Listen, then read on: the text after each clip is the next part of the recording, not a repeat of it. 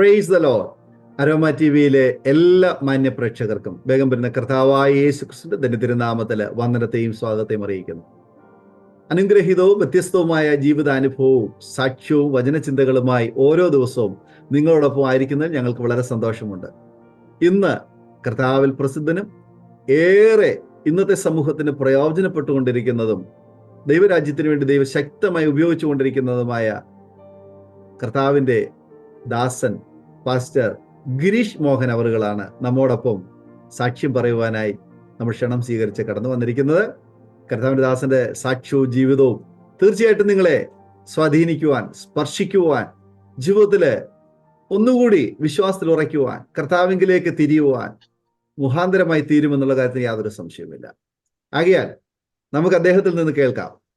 അദ്ദേഹത്തിന്റെ വാക്കുകളിലൂടെ കർത്താവ് ഇടപെട്ടതായ ആ ജീവിതത്തിലെ ആ നാൾ വഴികൾ പങ്കുവയ്ക്കുമ്പോൾ നമുക്കും അദ്ദേഹത്തോടൊപ്പം അല്പസമയം സഞ്ചരിക്കാം.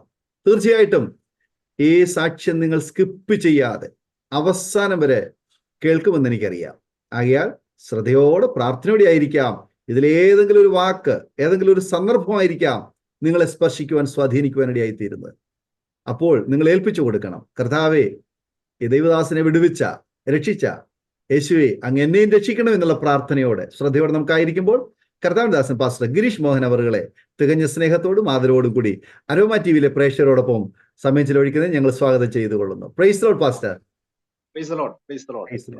കർത്താവിന്റെ ദാസനെ അരോമ ടി വിയിലെ പ്രേക്ഷകരോടൊപ്പം പരിചയപ്പെടുത്താൻ ഞങ്ങൾക്ക് വളരെ സന്തോഷമുണ്ട്. കർത്താവിന്റെ ദാസന് ഒന്ന് പരിചയപ്പെടുത്താമോ? Pastor, praise the lord. ഞാൻ കോട്ടയത്ത് നിന്നാണ് ഞാനിപ്പോൾ ജോയിൻ ചെയ്തിരിക്കുന്നത്. എൻ്റെ വീട്ടില് എൻ്റെ മദർ, എൻ്റെ വൈഫ്, എൻ്റെ മോന്, ഞങ്ങളുടെ വീട്ടിലുണ്ട്. ഞങ്ങൾ പൂർണ്ണ സമയം ഇപ്പോൾ കർത്താവിന്റെ വേലയിൽ ആയിരിക്കുന്നു. ഓക്കെ, കർത്താവിന്റെ ദാസനെ പരിചയപ്പെടുത്തിയത് വളരെ സന്തോഷമുണ്ട്. ആകട്ടെ, മാതാപിതാക്കന്മാർ, സഹോദരങ്ങളെ കുറിച്ചും ബാല്യകാലത്തെ കുറിച്ചും വിദ്യാഭ്യാസ കാലയളവിനെ കുറിച്ചും ഒക്കെ ഉള്ള ഒരു ചെറിയൊരു മുഖവര ഒന്ന് പറയാമോ? ആദ്യമായിട്ട് ഞാൻ എൻ്റെ ടെസ്റ്റിമണി ഷെയർ ചെയ്യുന്നതിന് മുമ്പായിട്ട് പ്രത്യേകിച്ച് ഡാനിയൽ ജോൺ പാസ്റ്ററോട് ഞാൻ നന്ദി പറയുന്നു. കാരണം സമൂഹത്തിൽ ഒത്തിരി കർത്താവിനെ അറിഞ്ഞ ഭക്തന്മാരുടെ അനുഭവ സാക്ഷ്യം അരോമ ടി വി ചാനലിലൂടെ സംപ്രേഷണം ചെയ്യുന്നു എന്നുള്ളതിൽ എനിക്ക് വലിയ സന്തോഷമുണ്ട്. ഞാൻ ആ പ്രോഗ്രാം പലപ്പോഴും വീക്ഷിക്കുന്ന ആളാണ്. അനേകർക്ക് കർത്താവിനെ അറിയാൻ ഇതൊരു മുഖാന്തരമായി തീരുന്നു എന്നുള്ളതിൽ എനിക്ക് വലിയ സന്തോഷമുണ്ട്. അത് വിവിധ ഇടങ്ങളിൽ നിന്ന്, വിവിധ പശ്ചാത്തലത്തിൽ നിന്ന് കടന്നു വന്നവരാണ് അതിൽ ടെസ്റ്റിമണി ഷെയർ ചെയ്യുന്നത്. ദൈവം ധാരാളമായി അനുഗ്രഹിക്കട്ടെ. ഫസ്റ്റ് ചോദിച്ചതുപോലെ തന്നെ ഞാൻ താമസിക്കുന്നത് കോട്ടയത്താണെന്ന് ഞാൻ പറഞ്ഞല്ലോ. എൻ്റെ വിദ്യാഭ്യാസം ആരംഭിച്ചത് വടശ്ശേരിക്കര എന്ന് പറയുന്ന സ്ഥലത്താണ്. അതിനുശേഷം എൻ്റെ അടുത്തൊരു വിദ്യാഭ്യാസം മൂഴിയാർ എന്ന് പറയുന്ന സ്ഥലത്താണ്. പിന്നീട് അടുത്ത പഠനത്തിലേക്ക് ഞാൻ കടന്നു പോകുന്നത്. എൻ്റെ പിതാവിന് ഇലക്ട്രിസിറ്റി ബോർഡിൽ ഒരു നല്ല ഉദ്യോഗസ്ഥനായിരുന്നത് കൊണ്ട് ഈ ട്രാൻസ്ഫർ വരുമ്പോൾ ഞങ്ങൾ വിവിധ സ്ഥലങ്ങളിലേക്ക് മാറി പോകേണ്ടതായിട്ട് വന്നു. പിന്നീട് എൻ്റെ വിദ്യാഭ്യാസം മുഴുവൻ മൂഴിയാർ എന്ന് പറയുന്ന സ്ഥലത്ത് ആയിരുന്നു. അവിടെ ഞാനും എൻ്റെ മാതാവും എൻ്റെ പിതാവും, എനിക്ക് ഒരു സഹോദരനൂടെ ഉണ്ട്, ഗിരി. ഞങ്ങള് 4 പേരടങ്ങുന്ന ഒരു കൊച്ചു കുടുംബമായിരുന്നു. ഭയങ്കര സന്തോഷകരമായ ഒരു ജീവിതം ഞങ്ങളെ മൂഴിയാറിലെ നയിക്കുകയായിരുന്നു. അങ്ങനെ ഒരു സുപ്രഭാതത്തില് എനിക്ക് ഈ കർത്താവിനെ അറിയാനായിട്ട് എൻ്റെ കുടുംബത്തിന് ഒരു ഭാഗ്യം ലഭിക്കാനായിട്ട് ഇടയായി. എൻ്റെ പിതാവ് ഏറ്റവും കൂടുതൽ ഞങ്ങളെ ആഴമായി സ്നേഹിച്ച ഒരു പിതാവായിരുന്നു. കാരണം ജോലി കഴിഞ്ഞ് വന്നാൽ ഉടനെ എന്നെയും എൻ്റെ അനുജനെയും കാണാനാണ് ഓടി വരുന്നത്. ഞങ്ങൾ എപ്പോഴും പുറത്തു കൊണ്ടുപോയിരുന്നു. എൻ്റെ മദറിനെ അതുപോലെ സ്നേഹിക്കുമായിരുന്നു. അതുകൊണ്ട് വളരെ സന്തോഷകരമായി ഞങ്ങൾ ഇങ്ങനെ ജീവിതം മുൻപോട്ട് കൊണ്ടുപോകുന്ന വേളയില് വളരെ യാദൃച്ഛികമായിട്ട് എൻ്റെ മദറിന്റെ അനിയത്തി ഈ ജീസസ് ക്രൈസ്റ്റിനെ അറിയാൻ, അനിയത്തിയുടെ പേര് രാജമ്മ എന്നാണ്. അവർ താമസിക്കുന്നത് പീരുമേടാണ്.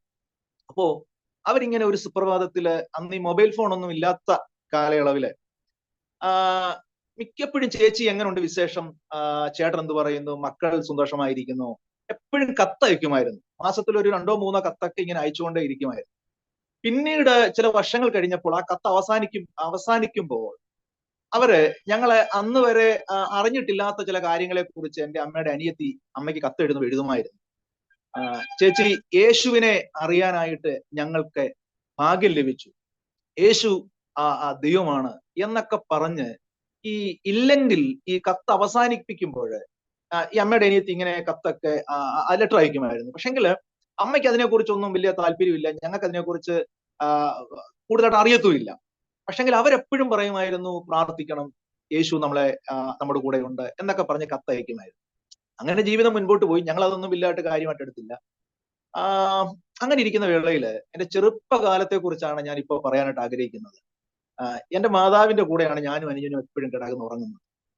2 മക്കൾ ഉള്ളത് കൊണ്ട് ഞാൻ വലത് സൈഡിലായിരിക്കും, പുള്ളി ഇടത് സൈഡിലായിരിക്കും, ഇങ്ങനെ കിടന്ന് ഉറങ്ങും. പക്ഷെങ്കിൽ ഞങ്ങൾ രണ്ടുപേരെയും അമ്മ ഉറക്കിയിരുന്നത് ഓരോ ദിവസവും കഥകൾ പറഞ്ഞായിരുന്നു ഞങ്ങളെ ഉറക്കാറുള്ളത്. എപ്പോഴും കഥ പറയും. അതുകൊണ്ട് കിടക്കാൻ സമയമാകുമ്പോൾ അനിയനും ഞാനും പറയും, ഇന്ന് അമ്മ ഒരു കഥ പറയാം. എപ്പോഴും കഥ കേട്ടാണ് ഞങ്ങൾ ഉറങ്ങാറുള്ളത്. പക്ഷെ അങ്ങനെ 100 കണക്കിന് കഥകൾ ഇങ്ങനെ പറയുന്ന എന്റെ മാതാവ് ഒരു ദിവസം ഒരു കഥ പറഞ്ഞു. ആ കഥ ഇപ്പോഴും മറന്നിട്ടില്ല. പണ്ട് പറഞ്ഞ കഥയെല്ലാം ഞാൻ മറന്നു. ഞാൻ ഏതാണ്ട് 3-ാം ക്ലാസ്സിൽ പഠിക്കുന്ന സമയത്താണ്, 3-ാം ക്ലാസ്സിൽ പഠിക്കുന്ന സമയം. അപ്പൊ ഈ കഥ പറഞ്ഞ കൂട്ടത്തിൽ അമ്മ പറഞ്ഞു, നരഭോജികളുടെ ഇടയിലേക്ക്, മനുഷ്യനെ തിന്നുന്നവരുടെ ഇടയിലേക്ക് ഒരാൾ ബൈബിളുമായി കടന്നു ചെന്നെന്നും ആ മനുഷ്യനെ അവർ തിന്നുകളഞ്ഞു എന്നൊക്കെ പറയുന്ന ഒരു മിഷണറിയുടെ കഥ എന്റെ മാതാവ് ഞങ്ങളോട് പറഞ്ഞു കേൾപ്പിച്ചു. അന്നും പഴയതുപോലെ തന്നെ കഥ കേട്ടു, സുഖകരമായി ഉറങ്ങി. ചില ദിവസങ്ങൾ കഴിഞ്ഞ സമയത്ത് ഞങ്ങളുടെ സ്കൂളില് എന്റെ ക്ലാസ് ടീച്ചർ ഞങ്ങളോട് ഒരു ചോദ്യം ചോദിച്ചു. പാസ്റ്റർ, ഇപ്പോഴും ഞാൻ ആ സിറ്റുവേഷൻ മറന്നിട്ടില്ല. എല്ലാവരോടും ചോദിച്ചു, നിങ്ങൾക്ക് ആരാകാനാണ് ആഗ്രഹം? എന്റെ കൂട്ടുകാരൊക്കെ പറഞ്ഞു. ഒരാൾ പറഞ്ഞു എനിക്ക് പോലീസുകാരനാകണം, ഒരാൾ പറഞ്ഞു എനിക്ക് കപ്പൽ ഓടിക്കുന്ന ആളായി തീരണം, ഒരാൾ പറഞ്ഞു എനിക്ക് പ്ലെയിൻ ഓടിക്കുന്ന ആളായി. ഇങ്ങനെ പറഞ്ഞ് ഏകദേശം എന്റെ ഊഴം അടുക്കുകയാണ്. ഞാൻ ഏതോ ഒന്ന് ഉറച്ചു തീരുമാനിച്ച് പറയാൻ ധൈര്യമായി തന്നെയാണ് ഞാൻ ഇരിക്കുന്നത്. ഊഴം എന്റെ അടുക്കലെത്തി. ക്ലാസ് ടീച്ചർ എന്നോട് ചോദിക്കുന്നു, നിനക്കാരാകാനാണ് ആഗ്രഹം? ഞാൻ മറ്റൊന്നും മടിച്ചില്ല. പല കൂട്ടുകാരും അങ്ങോട്ടും ഇങ്ങോട്ടൊക്കെ ചോദിക്കുന്ന കേട്ടു, നിനക്കാരാകാനാണ് എനിക്ക്. ഞാൻ പക്ഷെ ആരോടും ചോദിച്ചില്ല. ഞാൻ ഒറ്റയടിക്ക് ഞാൻ ആ ചെറിയ ക്ലാസ്സിൽ എഴുന്നേറ്റ് പറഞ്ഞു, ടീച്ചറെ, എനിക്കൊരു മിഷണറി ആയ മതി. അവിടെ ഇരിക്കുന്ന കൂട്ടുകാരോടൊന്നും രണ്ടാമതൊരു ചോദ്യം ചോദിക്കാത്ത ടീച്ചർ എന്നോടൊന്ന് ചോദിച്ചു, ശരിക്കും നിന്റെ ആഗ്രഹം എന്താണ്? ഒരുപക്ഷെ ടീച്ചറിന് പോലും അത് മനസ്സിലാകാഞ്ഞിട്ടാണോ എന്നോട് അങ്ങനെ ചോദിച്ചതെന്ന് എനിക്കറിയത്തില്ല. ഞാൻ പറഞ്ഞു, എനിക്കൊരു മിഷണറി ആയാൽ മതിയെന്ന് ഞാൻ പറഞ്ഞു. ഇത്രയും പറഞ്ഞു. അങ്ങനെ ദിവസങ്ങളൊക്കെ മുൻപോട്ട് പോവുകയാണ്. ഈ പറഞ്ഞ കഥ മനസ്സിനകത്തുണ്ട്. ജീവിതത്തിൽ ഒന്നിനും ഒരു കുറവില്ല. എന്നാൽ ഇപ്പോൾ ഞാൻ ഈ ലൈവിലൂടെ, അരോമ ടിവിയിലൂടെ ഞാൻ ഈ സാക്ഷ്യം പറയുമ്പോൾ ഞാൻ ഇപ്പോഴും ഓർക്കുകയാണ്, എന്റെ ചെറുപ്രായത്തില് ഞാൻ പറഞ്ഞതായ ആ കാര്യം ഒരു ക്ലാസ് ടീച്ചർ കേട്ടിട്ട് ചില സെക്കൻഡ് കൊണ്ട് മറന്നെങ്കിലും ഞാൻ അന്ന് പറഞ്ഞ കാര്യം സ്വർഗത്തിലെ ദൈവം അന്ന് രേഖപ്പെടുത്തി വെച്ചത് കൊണ്ടായിരിക്കാം എന്നെ ഇതുപോലൊരു ലൈവിലേക്ക് ക്ഷണിച്ചതെന്ന് ഞാൻ വിശ്വസിക്കുന്നു. ഞാൻ പറയട്ടെ, ഞാൻ ആ കാര്യങ്ങളൊക്കെ പറഞ്ഞു. വളരെ സന്തോഷകരമായി തന്നെ ജീവിതം മുൻപോട്ട് പോയി. ഒന്നിനും കുറവില്ല. ഭക്ഷണത്തിന് കുഴപ്പമില്ല, വസ്ത്രങ്ങൾക്ക് കുഴപ്പമില്ല. പപ്പ അതുപോലെ ഞങ്ങളെ കരുതുകയാണ്.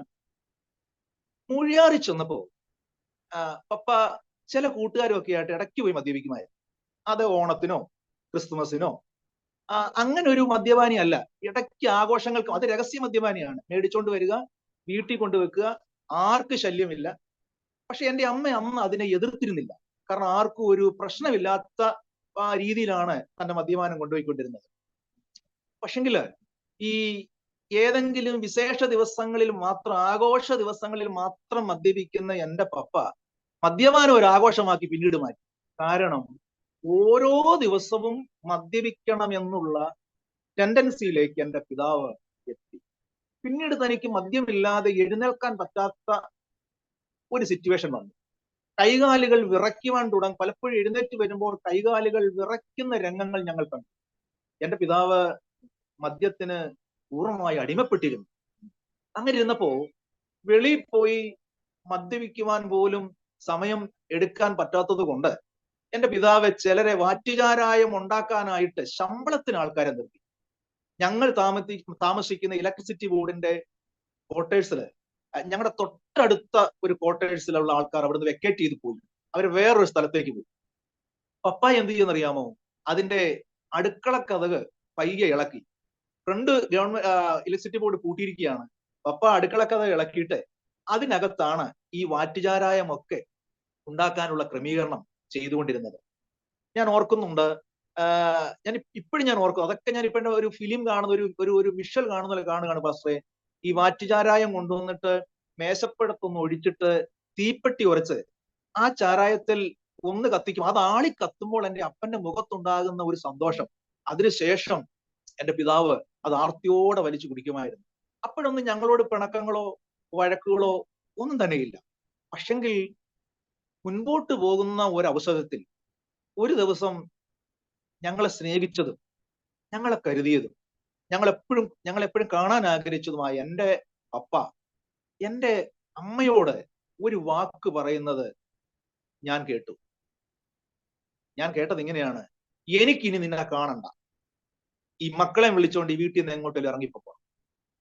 സത്യത്തിൽ മദ്യത്തിന്റെ ലഹരിയിൽ പല വാക്കുകളും എന്റെ പപ്പ അങ്ങനെ പറയാറുണ്ട് ഇടയ്ക്ക്. പക്ഷെങ്കിൽ ആ പറഞ്ഞ വാക്കുകൾ പിന്നീടുള്ള ദിവസങ്ങൾ റിപ്പീറ്റ് ചെയ്യാനായിട്ട് തുടങ്ങി. ഒരിക്കലും ഉപദ്രവിക്കാത്ത എന്റെ പപ്പ എന്റെ അമ്മയെ ഉപദ്രവിക്കാനായിട്ട് തുടങ്ങി. എന്റെ അമ്മ ഉണ്ടാക്കി കൊടുക്കുന്ന ഭക്ഷണങ്ങൾക്കൊന്നും ടേസ്റ്റ് ഇല്ലാതെയാകാൻ തുടങ്ങി. ഭക്ഷണം എന്ത് വിളമ്പി വെച്ചാലും വലിച്ചെറിയുന്നൊരു സ്വഭാവത്തിലേക്ക് വന്നു. പലപ്പോഴും അടികൊണ്ട് ബോധരഹിതയായി വീട്ടിൽ വീണ് കിടക്കുന്ന അമ്മയെ ഞങ്ങൾ കണ്ടു. പലപ്പോഴും മദ്യപിച്ചെത്തുന്ന അപ്പന്റെ മുമ്പിൽ ഒരു നിമിഷം പോലും നിൽക്കുവാൻ കഴിയാതെ പല രാത്രികളിലും എന്റെ അമ്മയും ഞാനും അനുജനും പോയി ഉറങ്ങേണ്ട ഒരവസ്ഥയിലേക്ക് കടന്നു വന്നു. അമ്മ വളരെ കരഞ്ഞു. ഞങ്ങളുടെ അവസ്ഥകൾ ഇങ്ങനെ ആയപ്പോഴേ, എന്റെ പേര് കേൾക്കുമ്പോൾ അറിയാമല്ലോ, ഞങ്ങളുടെ പശ്ചാത്തലത്തിലുള്ള പലരോടും ഞങ്ങൾ ചെന്ന് കാര്യങ്ങൾ പറഞ്ഞപ്പോൾ അവരൊക്കെ വളരെ ഞങ്ങളെ സ്നേഹിച്ചത് കൊണ്ട് അവര് പറഞ്ഞ വാക്കുകൾ ഇങ്ങനെയായിരുന്നു: വിജയമ്മേ, നിന്റെ തലവര ഇങ്ങനെ ആയിപ്പോയല്ലോ കുഞ്ഞെ. ചിലര് പറഞ്ഞു, ആ നിന്റെ വിധി ഇങ്ങനെ ആയിപ്പോയല്ലോ, കാരണം ഭർത്താവിന് നിന്നെ വേണ്ട, ഈ മക്കളെ കൊണ്ട് ഇറങ്ങിക്കോളാനാണ് പറയുന്നത്. ഞങ്ങളുമായിട്ടുള്ള ആ സ്നേഹബന്ധത്തിലുള്ള എല്ലാവരും പറഞ്ഞത് ഇത് വിധിയാണെന്നും തലവരെയുമാണെന്നും. അപ്പോൾ എൻ്റെ അമ്മ മാനസികമായി വളരെ തകരുവാനായിട്ട് ഇടയായി. എന്ത് ചെയ്യണമെന്നറിയത്തില്ല, എങ്ങോട്ട് പോകണമെന്നറിയത്തില്ല. പിന്നീട് പണമൊന്നും വീട്ടിൽ അപ്പനെ ഏൽപ്പിക്കാതെയായി. മാസത്തിൽ ശമ്പളം കിട്ടിയാൽ പോലും ഭക്ഷണ സാധനങ്ങൾ വാങ്ങിച്ചു തരാതെയായി. ഒടുവിൽ ഇലക്ട്രിസിറ്റി ബോർഡിന്റെ ഒരു ക്വാർട്ടേഴ്സിൽ താമസിക്കുന്ന എന്റെ അമ്മ കുറച്ച് കോഴികളെയൊക്കെ വളർത്തിയിട്ട് അതിന്റെ മുട്ട എന്റെയും എന്റെ അനിയന്റെയും കയ്യിൽ തന്നിട്ട് മറ്റു ഉദ്യോഗസ്ഥന്മാരുടെ വീട്ടില് ഞങ്ങൾ ഇത് രഹസ്യമായി കൊണ്ട് കൊടുക്കുമായിരുന്നു. അവിടുന്ന് കിട്ടുന്ന തുച്ഛമായി കിട്ടുന്നത് കൊണ്ടാണ് ഞങ്ങൾ ഭക്ഷണം കഴിച്ച് മുൻപോട്ട് പോയിക്കൊണ്ടിരുന്നത്. ഒടുവിൽ എന്റെ അമ്മ ഒരു തീരുമാനത്തിൽ എത്തി. കാരണം താൻ സ്നേഹിക്കുമെന്നും തന്നെ കരുതുമെന്നും കുഞ്ഞുങ്ങളെ നോക്കുമെന്നും ഒക്കെ വിചാരിച്ച തന്റെ ഭർത്താവ് പാതി വഴിയിൽ വെച്ച് തന്നെയും കുഞ്ഞുങ്ങളെയും വേണ്ട എന്ന് പറഞ്ഞപ്പോൾ എന്റെ അമ്മ ഒരു തീരുമാനത്തിലെത്തി: ഇനി ജീവിക്കണ്ട. പലപ്പോഴും അനേകർ ആത്മഹത്യ ചെയ്യുന്ന വാർത്തകൾ ഈ അടുത്ത നിമിഷങ്ങൾ വരെയും പത്രധാരയിലൂടെ കേട്ടുകൊണ്ടിരിക്കുമ്പോൾ, പണ്ടൊക്കെ ഒരാളോ രണ്ടാളോ ആത്മഹത്യ ചെയ്തു എന്നുള്ള വാർത്ത കേട്ട നമ്മൾ പിന്നീട് കേൾക്കാൻ തുടങ്ങുന്ന കൂട്ട ആത്മഹത്യയെ കുറിച്ചാണ്. ജീവിതത്തിൽ എങ്ങോട്ട് പോകണമെന്നറിയാതെ കുഴയുന്ന അനേകർ ജീവിതം മടുത്ത് ആത്മഹത്യക്ക് വേണ്ടി തയ്യാറാകുന്നത് പോലെ എന്റെ അമ്മ ഒരു തീരുമാനമെടുത്തു: മരിക്കാം. പക്ഷെങ്കില് എന്നെയും എന്റെ അനുജനെയും എന്റെ അപ്പന്റെ കരങ്ങളിൽ കൊടുത്തിട്ട് അമ്മ തനിയെ ലോകം വിട്ടു പോകാൻ തയ്യാറായിരുന്നില്ല. അമ്മ ഒരു തീരുമാനമെടുത്തു: കുഞ്ഞുങ്ങൾക്ക് വിളമ്പി വെക്കുന്ന ഭക്ഷണത്തില് എനിക്കും എന്റെ അനുജനും ആ ഭക്ഷണത്തിൽ വിഷമൊഴിച്ചിട്ട് അമ്മയും മരിക്കാം എന്ന് എന്റെ മാതാവ് തീരുമാനിച്ചു. ഇതൊക്കെ വർഷങ്ങൾക്ക് ശേഷം എന്റെ മാതാവ് ഞങ്ങളോട് പറഞ്ഞ അനുഭവങ്ങളാണ് ഞാൻ ഇപ്പോൾ ഈ ലൈവിൽ എന്നെ കേട്ടുകൊണ്ടിരിക്കുന്ന നിങ്ങളോട് ഞാൻ ഷെയർ ചെയ്യുന്നത്. ജീവിതം അവസാനിച്ചു, ഇനി എങ്ങോട്ട് പോകണമെന്ന് അറിയത്തില്ല. ഭർത്താവില്ല, സ്വന്തം ബന്ധങ്ങളാരും ഈ ഞങ്ങളുടെ വിഷയത്തിൽ ഇടപെടുന്നില്ല. ഒറ്റപ്പെട്ടതുപോലെ അനുഭവം. ഒടുവില് എനിക്കും എന്റെ അനുജനും വിഷം തന്ന അമ്മയും മരിക്കുവാനായിട്ട് ആത്മഹത്യ ചെയ്യാൻ ഒരു ദിവസം എന്റെ അമ്മ ഇങ്ങനെ കാത്തിരുന്നു. അതിന്റെ തയ്യാറെടുപ്പുകളൊക്കെ എന്റെ അമ്മ നടത്തി. പക്ഷെങ്കില് ഞാനോ എന്റെ അനുജനോ ഒന്നും ഈ കാര്യം അറിയുന്നില്ല. അമ്മ എന്ത് വിളമ്പി തന്നാലും ആർത്തിയോടെ ഭക്ഷിക്കുന്നതാണ് ഞങ്ങള്. അതുകൊണ്ട് അമ്മ വിഷം തന്നാലും വളരെ സ്നേഹത്തോടെ ഞങ്ങൾ കഴിക്കും. ഞങ്ങൾക്ക് അറിയത്തില്ല. ഞാൻ പറയട്ടെ, പക്ഷെങ്കില് എന്റെ അമ്മ അടുത്ത ദിവസം ഞങ്ങൾക്ക് വിഷം തരാൻ ഒരുങ്ങുമ്പോഴും 3-ാം ക്ലാസ്സിൽ എടുത്തൊരു ചെറിയ തീരുമാനം സ്വർഗത്തിലെ ദൈവം രേഖപ്പെടുത്തിയത് കൊണ്ട് ദൈവം അതിന് അനുവദിച്ചില്ല. എനിക്ക് ഇപ്പോഴും ഈ ലൈവിലൂടെ എന്നെ കേട്ടുകൊണ്ടിരിക്കുന്ന ചെറുപ്പക്കാരോടും കുഞ്ഞുങ്ങളോടും ഒക്കെ പറയാനായിട്ടുള്ളത്, ഒരുപക്ഷെ സാഹചര്യം എന്തും ആകാം, നമ്മുടെ ജീവിതം അവിടെ കൊണ്ട് അവസാനിക്കുകയല്ല. നമ്മെ രക്ഷിക്കുവാൻ ഒരാളുണ്ട് എന്നുള്ളൊരു ഉറപ്പുണ്ടെങ്കിൽ, നമ്മെ രക്ഷിക്കാൻ നമ്മുടെ കൂടെ നിൽക്കാൻ ഒരാളുണ്ട് എന്നുള്ള ധൈര്യം ഉണ്ടെങ്കിൽ നമുക്ക് ഇനിയും നമുക്ക് മുൻപോട്ട് പോകാൻ കഴിയും. ആരുമില്ലെന്ന് വിചാരിക്കുമ്പോഴാണ് നമുക്കിനി ജീവിക്കേണ്ടെന്ന് തോന്നുന്നത്. പക്ഷെങ്കിൽ ഇന്ന് എന്റെ കർത്താവിനെ കുറിച്ച് നിങ്ങളോട് ഞാൻ ഷെയർ ചെയ്യുമ്പോൾ ഞാൻ പറയട്ടെ, യേശു കർത്താവ് നമ്മൾ ഒരിക്കലും കൈവിടുന്ന ദൈവമല്ല. ഞാൻ പറയാം, മരിക്കാനായിട്ട് കാത്തിരിക്കുന്ന വേളയില് ആരും ഒരു ആശ്വാസത്തിന്റെ വാക്കോ ഇത് എങ്ങനെ ഒരു സൊല്യൂഷൻ ആരും പറയുന്നില്ല. എല്ലാവരും പറയുന്ന തലവരെയും വിധിയാണ്. അപ്പോ എന്ത് ചെയ്യണം, മരിക്കണം, എപ്പോഴിതും ഈ കുഞ്ഞുങ്ങൾക്ക് വിഷം കൊടുക്കണം എന്നൊക്കെ എന്റെ മാതാവ് ഇങ്ങനെ ചിന്തിച്ചിരിക്കുന്ന സമയത്ത് ഞങ്ങളുടെ ഇലക്ട്രിസിറ്റി ബോർഡിന്റെ ക്വാർട്ടേഴ്സില് കുറെ മർത്തോമ സഹോദരന്മാരുണ്ട്. അവിടെ പെന്തക്കോസ്റ്റൽ പ്രയറുകളോ പ്രാർത്ഥനകളോ ഒന്നും നടക്കുന്നില്ല. ഇലക്ട്രിസിറ്റി ബോർഡിന്റെ ജോലിക്കായി വന്ന ചില മർത്തോമ സഹോദരന്മാരെ, അവർക്ക് ജോലിക്ക് ഒരു ബ്രേക്ക് ടൈം ഉണ്ട്. 1 മണി മുതൽ 2 മണി വരെ ബ്രേക്ക് ടൈമാണ്. അപ്പൊ അവര് ഈ ഊണ് കഴിഞ്ഞ സമയത്ത് അല്പസമയം ഇരുന്ന് അവരെ പ്രാർത്ഥിക്കുമായിരുന്നു. അങ്ങനെ ആ ചെറിയ പ്രാർത്ഥനാ ഗ്രൂപ്പ് വളരാൻ തുടങ്ങി. ഇലക്ട്രിസിറ്റി ബോർഡിന്റെ ഒരു റൂം തന്നെ അവർ പ്രാർത്ഥനയ്ക്ക് വേണ്ടി മാറ്റിവെച്ചു. ആ പ്രാർത്ഥന പലരും വരാനായിട്ട് തുടങ്ങി. അങ്ങനെ ഒരു ദിവസം അവര് ഒരു സുവിശേഷകനെ അവരുടെ പ്രാർത്ഥനാ മീറ്റിംഗിൽ വചനം പറയാനായിട്ട് കൊണ്ടുവരുവാൻ ആ ഗ്രൂപ്പ് തീരുമാനിച്ചു. അങ്ങനെ ഓരോ ഭവനങ്ങളിലും ഈ മീറ്റിങ്ങിനെ കുറിച്ചുള്ള വാർത്തകൾ അവർ ഒരു വിഗ്നോട്ടീസിൽ എത്തിച്ചു കൊടുത്തുകൊണ്ടിരിക്കുന്ന വേളയിലെ കൃപയാൽ ഒരു നോട്ടീസ് എന്റെ അമ്മയുടെ കരത്തിലും കിട്ടി. അപ്പൊ അതിൽ എഴുതിയിട്ടുണ്ട്, യേശു നിങ്ങൾക്ക് സമാധാനം തരുമെന്നും കർത്താവ് നിങ്ങളെ വിടുവിക്കുമെന്നും ഒക്കെ ആ നോട്ടീസിലുണ്ട്. ആ നോട്ടീസ് കയ്യിൽ കിട്ടിയപ്പോൾ എന്റെ അമ്മയുടെ ഹൃദയത്തില് ഒരു ചോദ്യം ഇങ്ങനെ വരുവാനായിട്ടിടയായി. ഈ പ്രാർത്ഥനയ്ക്ക് ഒന്ന് പോകണം, ഈ യേശുവിനോട് എന്റെ കാര്യം ഒന്ന് പറയണം. ഈ നോട്ടീസുമായി വന്ന സഹോദരങ്ങൾക്ക് ഞങ്ങളുടെ വീടിനെ നന്നായിട്ട് അറിയാവുന്നതുകൊണ്ട് അവരെന്റെ അമ്മയോട് ഒരു കാര്യം പറഞ്ഞു, സഹോദരി, ഇപ്പോഴത്തെ സാഹചര്യത്തെ മാറ്റുവാൻ ഞങ്ങൾ വിശ്വസിക്കുന്ന യേശുവിന് കഴിയുമെന്നുള്ളതായ ഒരു ഉറപ്പ് അവർ തന്നപ്പോൾ, അനേകരും തലേവരെയാണെന്നും വിധിയാണെന്നും ഞങ്ങളുടെ പശ്ചാത്തലത്തിലുള്ള പല സഹോദരങ്ങളും പറഞ്ഞപ്പോൾ, വിധിയെ മാറ്റി എഴുതുന്ന ഒരു ദൈവം ഉണ്ടെന്ന് ആ സഹോദരന്മാർ പറഞ്ഞപ്പോൾ, ഒരു കൊച്ചു കുഞ്ഞിനെ പോലെ എന്റെ അമ്മ ആ വാക്കുകൾ ഏറ്റെടുക്കാനായിട്ട് ഇടയായി. അന്ന് എന്റെ അമ്മ ആരും അറിയാതെ, എന്റെ പിതാവ് അറിയാതെ, മറ്റുള്ളവരാരും അറിയാതെ എന്റെ മാതാവ് ആ പ്രാർത്ഥനയ്ക്ക് പോകാനായിട്ട് ഇടയായി. ഞാൻ ഇപ്പോഴും ഓർക്കുന്നു പാസ്റ്ററെ, എന്റെ അന്നത്തെ കൊച്ചു ക്ലാസ്സിൽ ഒരു തീരുമാനം, ആ തീരുമാനം സ്വർഗത്തിലെ ദൈവം കേട്ടു. എന്നാൽ അതിന് വിപരീതമായിട്ടുള്ള കാര്യങ്ങൾ മുൻപോട്ട് വരുന്നു. അടുത്ത ദിവസം ഒരു പക്ഷെങ്കിൽ എന്റെ മാതാവ് എനിക്കും എന്റെ അനുജനും വിഷം തരാം, ഞങ്ങൾ ഈ ഭൂമിയിൽ നിന്ന് മാറ്റപ്പെട്ടു പോകാം. എന്നാൽ അതിനു മുമ്പായി തന്നെ ദൈവം ദൂതന്മാരെ അയക്കുന്ന പോലെ ചിലരെ ഞങ്ങളുടെ ഭവനത്തിലേക്ക് അയച്ചു. ഒരുപക്ഷെങ്കിൽ യാദൃച്ഛികമായിട്ടായിരിക്കാം ഈ അരോമ ടിവിയിലെ ലൈവ് പ്രോഗ്രാം നിങ്ങളുടെ വാട്സപ്പിലേക്ക് ഷെയർ ചെയ്ത് കിട്ടിയത്. അടുത്ത ദിവസം നിങ്ങൾ നിങ്ങളുടെ കുഞ്ഞുങ്ങളെ കുറിച്ച് ഓർത്ത് കരഞ്ഞ്, മദ്യപാനിയായിരിക്കുന്ന ഭർത്താവിനെ കുറിച്ച് ഓർത്ത് ഇനി ജീവിക്കണ്ടെന്ന് വിചാരിച്ച ഒരു സഹോദരി ആയിരിക്കാം നിങ്ങൾ. വളരെ യാദൃച്ഛികമായിട്ടായിരിക്കും ഒരുപക്ഷെ നിങ്ങൾ ഇപ്പൊ ചാനൽ കാണുന്നത്. ഞാൻ ഉറപ്പ് പറയട്ടെ, നിങ്ങളുടെ പ്രശ്നത്തിൽ നിന്നും നിങ്ങളുടെ വിഷയത്തിൽ നിന്നും നിങ്ങളെ വിടിവിപ്പാൻ ഒരു ദൈവമുണ്ട്. അതാണ് ഗിരീഷ് മോഹൻ പറയുന്ന യേശു ക്രിസ്തു. ഞാൻ പറയട്ടെ, എന്റെ അമ്മ ആരും അറിയാതെ, എന്റെ പിതാവ് അറിയാതെ, മറ്റുള്ളവരാരും അറിയാതെ എന്റെ അമ്മ ആ പ്രാർത്ഥനയ്ക്ക് പോയി. അന്ന് പ്രാർത്ഥനയ്ക്ക് പോയി ആ ഏറ്റവും പുറകിൽ പോയിരുന്നു. അന്നത്തെ ദേവദാസൻ വളരെ ശക്തമായിട്ട് പറഞ്ഞു, ഞാൻ നിങ്ങൾക്ക് തരുന്ന സമാധാനം ലോകം തരുന്നത് പോലെയല്ല എന്ന് യേശു പറയുന്നു. അധ്വാനിക്കുന്നവരും ഭാരം ചുമക്കുന്നവരും എന്റെ അടുക്കൽ വരുവീൻ, ഞാൻ നിങ്ങളെ ആശ്വസിപ്പിക്കാമെന്നുള്ള വചനം പറഞ്ഞു. ഞാൻ പറയട്ടെ, ഞാൻ നിന്നെ കൈവിടുകയില്ല, ഉപേക്ഷിക്കുകയില്ല എന്ന് ആ വചനം അദ്ദേഹം പ്രസംഗിച്ചു. യോഹന്നാൻ 14:1 വചനം പറഞ്ഞു, നിങ്ങളുടെ ഹൃദയം കലങ്ങിപ്പോകരുതെന്ന് പറഞ്ഞു. ഓരോ വചനങ്ങൾ കേൾക്കുമ്പോഴും അന്ന് വരെ ചുമന്നുകൊണ്ട് നടന്ന ഒരു വലിയ ഭാരം ആരോ എടുത്തു മാറ്റുന്നത് പോലെ എന്റെ മാതാവിന് തോന്നി. ഒത്തിരി എന്റെ അമ്മ പൊട്ടിക്കരഞ്ഞു. ഒടുവിൽ അവിടെ വെച്ച് ആ സുവിശേഷകൻ യോഗം അവസാനിപ്പിക്കുന്നതിന് മുമ്പ് അദ്ദേഹം ഒരു ചോദ്യം ഇങ്ങനെ ചോദിച്ചു, നിങ്ങൾക്ക് വേണ്ടി ജീവൻ തന്ന, നിങ്ങൾ രക്ഷിക്കുവാൻ കഴിയുന്ന ഈ നല്ല കർത്താവിന് വേണ്ടി ജീവിതം കൊടുക്കാൻ ആരെങ്കിലും ഉണ്ടോ എന്ന് ചോദിച്ചപ്പോൾ എല്ലാവരും കരം ഉയർത്തിപ്പിടിച്ചെങ്കിലും ആരും അറിയാതെ എന്റെ അമ്മ കരം അല്പം ഒന്ന് ഉയർത്തി പൊട്ടിക്കരഞ്ഞു. ഒടുവില് അവിടുന്ന് പോരുന്ന വഴി ആരോ ഒരു ന്യൂ ടെസ്റ്റമെന്റ് ബൈബിൾ എന്റെ അമ്മയെ ഏൽപ്പിച്ചു. അത് സാരിത്തുമ്പിൽ ഒരു നിധി കിട്ടിയതുപോലെ പൊതിഞ്ഞു കെട്ടി വീട്ടിൽ കൊണ്ടുവന്ന് അമ്മയുടെ ഡ്രസ്സ് വെച്ചിരിക്കുന്ന പെട്ടിയുടെ ഏറ്റവും അടിയിൽ കൊണ്ടുവന്ന് ഈ ബൈബിൾ സൂക്ഷിച്ചു.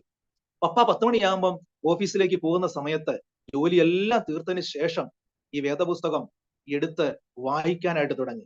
അതിന്റെ പേജുകളൊക്കെ അമ്മ വായിച്ചു കഴിയുമ്പോൾ പല പേജുകളും കണ്ണുനീര് കൊണ്ട് നനയാൻ തുടങ്ങും. ഞാൻ പറയട്ടെ, ആ ബൈബിൾ എടുത്തു വായിക്കുമ്പോൾ ഹൃദയത്തിൽ ഉയർന്നു വന്നൊരു ചോദ്യം ഇങ്ങനെയായിരുന്നു: എന്റെ കുഞ്ഞുങ്ങളെയും കൊണ്ട് എനിക്കിനി എങ്ങോട്ട് പോകാനായിട്ട് കഴിയും? എന്നെ ആര് കരുതും? എന്നെ ആര് സ്നേഹിക്കും? എന്ന് പറഞ്ഞ് തിരുവചനം ഒന്ന് തുറന്നപ്പോൾ പാസ്റ്ററെ, യോഹന്നാന്റെ സുവിശേഷം 14 അധ്യായം അതിന്റെ 18 വാക്യത്തിൽ ഞങ്ങൾ എന്താണോ അനുഭവിക്കുന്നത് അതിനുള്ള മറുപടിയായി ദൈവാത്മാവ് രേഖപ്പെടുത്തി, ഞാൻ നിങ്ങളെ അനാഥരായി വിടുകയില്ല. ഞാൻ പറയട്ടെ, മരിക്കാൻ ചിന്തിച്ച സ്ഥാനത്ത് ആത്മഹത്യക്ക് വേണ്ടി ഒരുങ്ങിയ ഞങ്ങൾക്ക് ഇന്നും ജീവിക്കാൻ ധൈര്യം കിട്ടിയത് ഈ ബൈബിൾ കയ്യിൽ കിട്ടിയതിൽ പിന്നെയാണ്. ഞാൻ പറയട്ടെ, ആമേൻ. ഇന്ന് എനിക്ക് ഈ ഈ ടി വിയിലൂടെ, ഈ ചാനലിലൂടെ ഞാൻ ഈ കാര്യം പറയുമ്പോൾ എനിക്ക് നല്ലൊരു ഉറപ്പുണ്ട്, നിങ്ങളുടെ അവസ്ഥകളെ മാറ്റുവാൻ ഈ കർത്താവിന് കഴിയും. ആ ബൈബിൾ എന്റെ അമ്മ ആർത്തിയോട് വായിക്കാനായിട്ട് തുടങ്ങി. അതിലെ ഓരോ വേദഭാഗങ്ങളും വായിക്കുമ്പോൾ ഹൃദയത്തിന് ഒരു ധൈര്യം കിട്ടുന്നത് പോലെ തോന്നി.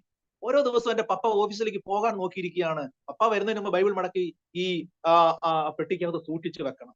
അത് ഓരോ ദിവസം വായിക്കുകയും ചിന്തിക്കുകയും ചെയ്തപ്പോൾ എന്റെ അമ്മ ആത്മഹത്യാ ശ്രമത്തിൽ നിന്നെല്ലാം മാറി. ഞങ്ങൾക്ക് വേണ്ടി ഒരുക്കി വെച്ചിരുന്ന വിഷത്തിന്റെ കുപ്പിയൊക്കെ എടുത്ത് ദൂരെ കളഞ്ഞു. അമ്മയ്ക്ക് പപ്പാവിന് എന്ത് പറഞ്ഞാലും ഒരു ഒരു ഒരു ഒരു ഒരു ഒരു ഒരു ഭീതിയില്ല. എപ്പോഴും ധൈര്യത്തോടെ പ്രാർത്ഥിക്കാനായിട്ട് തുടങ്ങി.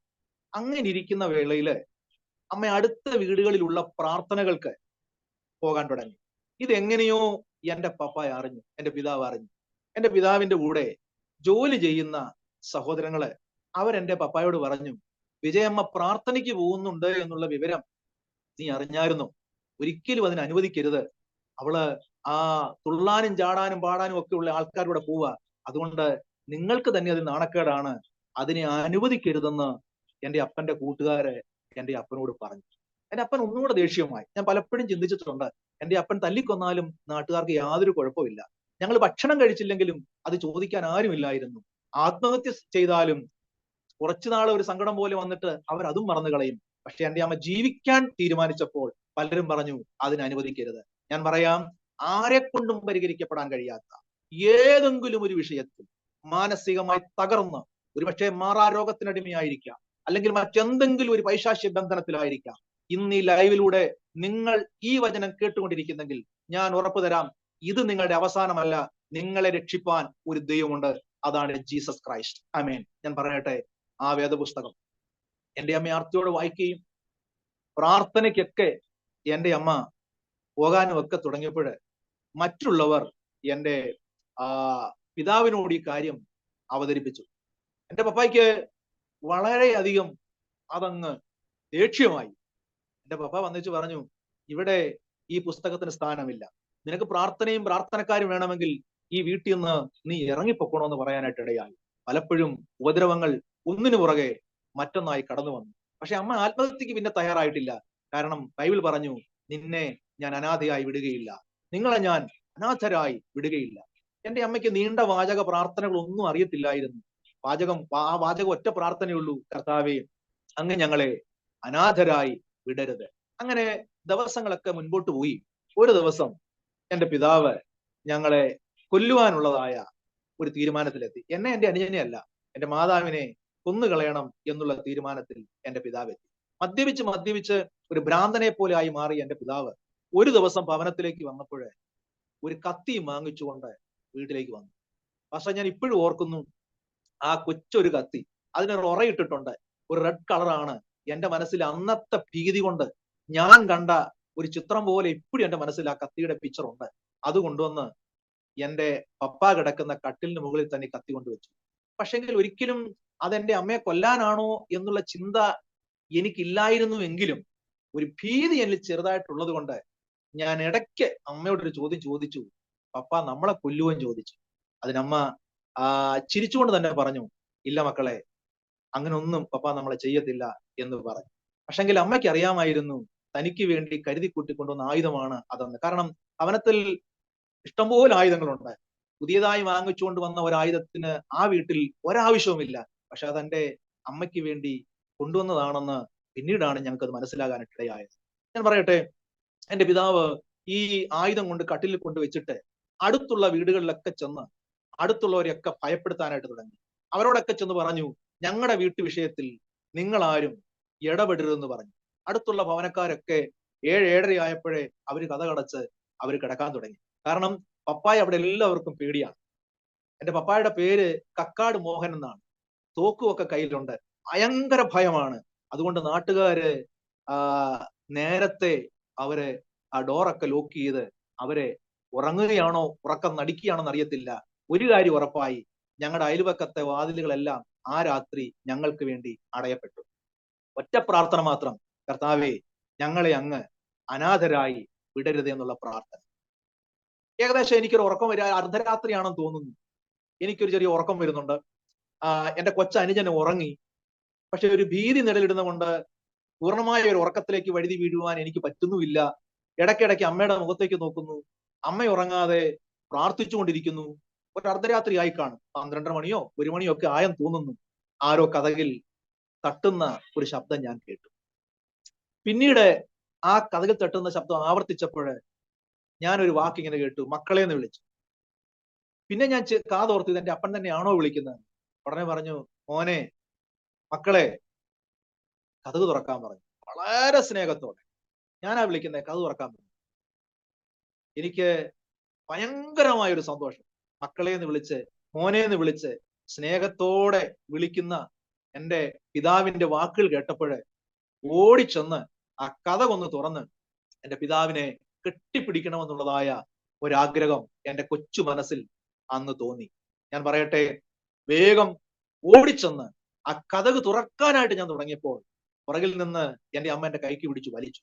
എന്നിട്ട് പറഞ്ഞു, നീ ഒരിക്കലും ആ കതക് തുറന്നു കൊടുക്കരുതെന്ന് പറഞ്ഞു. വളരെ സ്നേഹത്തോടെ വിളിച്ച എന്റെ പിതാവ് പിന്നീട് ദേഷ്യത്തോടെ ആ കതക് ചവിട്ടി പൊളിക്കുന്ന ഒരു അനുഭവത്തിലേക്ക് വന്നു. അസഭ്യത്തിന്റെ വാക്കുകൾ പറയാനായിട്ട് തുടങ്ങി. പെട്ടെന്ന് എന്റെ അമ്മ പ്രാണരക്ഷാർത്ഥം രക്ഷപ്പെടണമെന്നുള്ള ആഗ്രഹം കൊണ്ട് എങ്ങോട്ട് പോകണമെന്ന് അറിയാതെ എന്റെ അമ്മ മുറിക്കകത്ത് എന്റെ കൊച്ചനുജനെ എടുത്തുകൊണ്ട് അങ്ങനെ ഭയത്തോടെ നോക്കിയിരിക്കുമ്പോൾ പക്ഷെ ഒരു ജനല് കണ്ടു. അതിന് ഇലക്ട്രിസിറ്റി ബോർഡിൽ ആ ക്വാർട്ടേഴ്സിൽ ആ ജനലിന് ഗ്രില്ലില്ല. ഒരാൾക്ക് ആ ജനല് വഴി ഇറങ്ങുകയും കയറുകയും ചെയ്യാം. പെട്ടെന്ന് എന്റെ കൊച്ച് അനുജനെ എടുത്തുകൊണ്ട് ആ അഴികളില്ലാത്ത ആ ജനല് വഴി എന്റെ അമ്മ പുറത്തേക്ക് ഇറങ്ങി.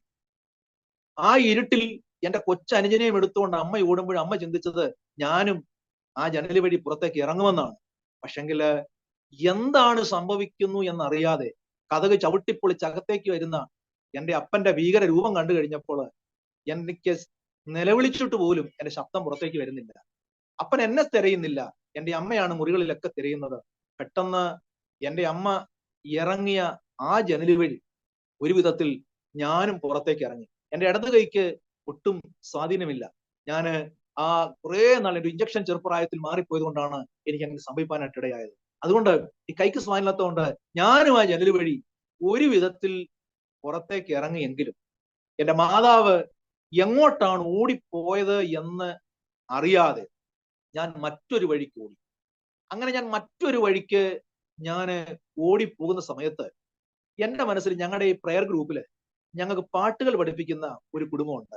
വർഗീസ് എന്നും ചിന്നമ്മ എന്നുമാണ് അവരുടെ പേര്. വർഗീസ് അച്ചായനും ചിന്നമ്മ ആന്റിയും. പെട്ടെന്ന് അവരുടെ ഒരു ഓർമ്മ ആ അർദ്ധരാത്രിയില് എന്റെ മനസ്സിലേക്ക് കടന്നു വരാനായിട്ട് ഇടയായി. ചില നാൾക്ക് മുമ്പ് ഞാൻ കട്ടപ്പനയിൽ പ്രസംഗിക്കുമ്പോൾ ഈ കുടുംബം ഓടി വന്ന് വളരെ നാൾക്ക് ശേഷം എന്നെ കാണുന്നത് അവരെന്നെ അവരുടെ വീട്ടിലേക്ക് കൊണ്ടുപോകാനായിട്ട് ഇടയായി. ഞാൻ പറയട്ടെ, ആ ഭവനം അന്ന് രാത്രി ഞങ്ങൾക്ക് വേണ്ടി അവർ തുറന്നു തന്നു. ഞാൻ ആ കതകിൽ മുട്ടി കരഞ്ഞുകൊണ്ട് എന്റെ അമ്മയെ കാണുന്നില്ലെന്ന് പറഞ്ഞുകൊണ്ട് നിൽക്കുമ്പോൾ തന്നെ ആ കതക് തുറന്നപ്പോൾ ആ ഇരുട്ടിൽ ആരോ ഓടി അടുത്തേക്ക് വരുന്നതായിട്ട് തോന്നിയപ്പോ പാസ്റ്ററെ, ഞാൻ പറയട്ടെ, 2 വഴിക്കാണ് ഓടിയതെങ്കിൽ ആ അർദ്ധരാത്രിയിലെ ഒരു വീടിന്റെ മുമ്പിൽ ഞാനും അമ്മയും അനുജനും വന്നു ചേർന്നു എന്നുള്ളതില് ഞാൻ ദൈവത്തിന് മഹത്വം കൊടുക്കുന്നു. പിന്നീട് ദൈവവചനം പഠിച്ചപ്പോഴും ദൈവവചനം മനസ്സിലാക്കിയപ്പോഴുമാണ് ഒരു കാര്യം മനസ്സിലായത്.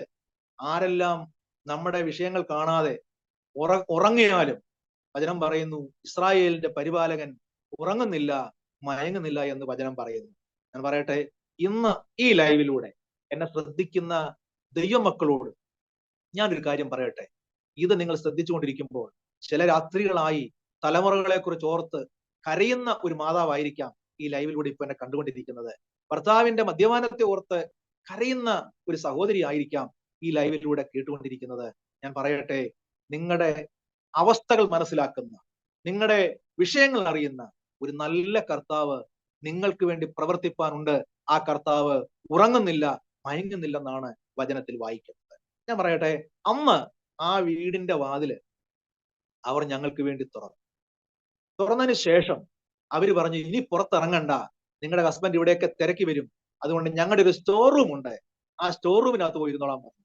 അങ്ങനെ അവരുടെ ഒരു സ്റ്റോർ റൂമില് ഞങ്ങളെ കൊണ്ടുചെന്നാക്കിയിട്ട് അവരെ അത് പൂട്ടുവാനായിട്ടിടയായി.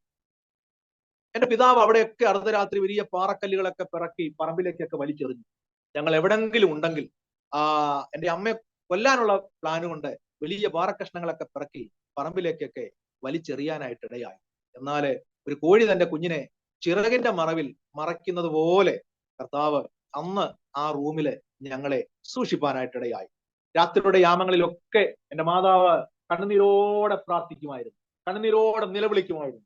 ആ രാത്രിയിൽ കണ്ണുനീരോടെ പ്രാർത്ഥിക്കുമ്പോൾ ഞാൻ പലപ്പോഴും ഓർത്തിട്ടുണ്ട്. ആമേൻ. ഈ ചൂളയിലേക്ക് വലിച്ചെറിയപ്പെട്ട ശദ്രക്, മേശക്, അബേദ്നെഗോവിനെ കുറിച്ച് വായിക്കുമ്പോൾ ഇങ്ങനെയാണ് കാണുന്നത്. ആ തീച്ചൂളയുടെ നടുവിലേക്ക് നാലാമനായി ഇറങ്ങി വന്ന ആ ദൈവ സാന്നിധ്യം അന്ന് ആ സ്റ്റോർ റൂമിൽ ഞങ്ങളുടെ മധ്യത്തിലേക്ക് ഇറങ്ങി വരുവാനായിട്ടിടയായി. ഞാൻ പറയട്ടെ, കണ്ണുനീരോടെ എന്റെ മാതാവ് അന്ന് രാത്രി പ്രാർത്ഥിച്ചുകൊണ്ടേയിരുന്നു. മുഴിയാർ എന്ന് പറയുന്ന സ്ഥലത്ത് നിന്ന് അവിടെ 5 മണിക്ക് അവിടുന്ന് ഒരു ബസ് പത്തനംതിട്ടയ്ക്കുണ്ട്. ആ ബസ്സിന് നിങ്ങൾ ഈ നാട് വിട്ടു പോകണമെന്ന് ആ വീട്ടുകാർ ഞങ്ങളോട് പറഞ്ഞു. എന്റെ അമ്മയുടെ അമ്മയും അനിയത്തിയും ഒക്കെ അവർ പലപ്പോഴും ഞങ്ങൾക്ക് കത്തയക്കുമ്പോഴൊക്കെ യേശു ക്രിസ്തുവിനെ കുറിച്ച് പറയുന്ന കാര്യങ്ങളൊക്കെ എന്റെ അമ്മ അന്നേരം ഓർത്തു.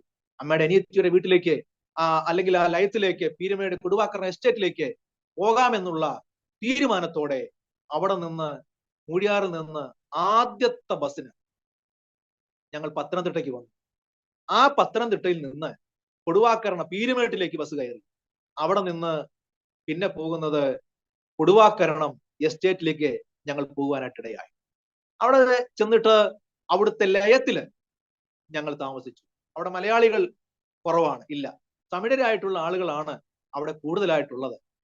അപ്പൊ ഞങ്ങൾ അവിടെ ചെന്ന് എന്റെ അമ്മ അവിടുത്തെ തേയില എസ്റ്റേറ്റില്, അവിടെ പറയുന്ന കൊളുന്ത് നുള്ളുക എന്ന് പറയും, തേയില നുള്ളിയെടുക്കുന്ന തേയില എസ്റ്റേറ്റിലെ കൂലിപ്പണിക്ക് പോകാനായിട്ട് എന്റെ അമ്മ തുടങ്ങി. അപ്പൊ നാട്ടിൽ നിന്ന് പലരും ഈ കാര്യങ്ങൾ അറിഞ്ഞ് ഞങ്ങളെ വിവരങ്ങൾ അറിയിച്ചു. ഭർത്താവിന് നിങ്ങളെ വേണ്ടാത്തൊരവസ്ഥയിലാണ്, അതുകൊണ്ട് ചിലര് പറഞ്ഞു ഈ വിഷയത്തിന് കേസ് കൊടുക്കാം. അപ്പൊ ചിലര് പറഞ്ഞു ഈ ബന്ധം അങ്ങ് ഉപേക്ഷിക്കാം. പലരും ബന്ധം ഉപേക്ഷിക്കാനും കേസ് കൊടുക്കാനും ഒക്കെ പലരും പറയുമ്പോഴും എന്റെ മാതാവ് കണ്ണുനീരോടെ പ്രാർത്ഥിച്ചത് ഇങ്ങനെ, കർത്താവേ, അങ്ങ് ഞങ്ങളെ അനാഥരായി വിടരുത് എന്ന് പ്രാർത്ഥിപ്പാനായിട്ടിടയാണ്. അങ്ങനെ അവിടെ ഒരു ഷാരോൻ ഫെലോഷിപ്പ് നമ്മുടെ പീരുമേട് കൊടുവാക്കരണ എസ്റ്റേറ്റിലുണ്ട്. അവിടെ തമിഴരായിട്ടുള്ള സഹോദരങ്ങളാണ് അവിടെ പ്രാർത്ഥനയ്ക്ക് കടന്നു വരുന്നത്.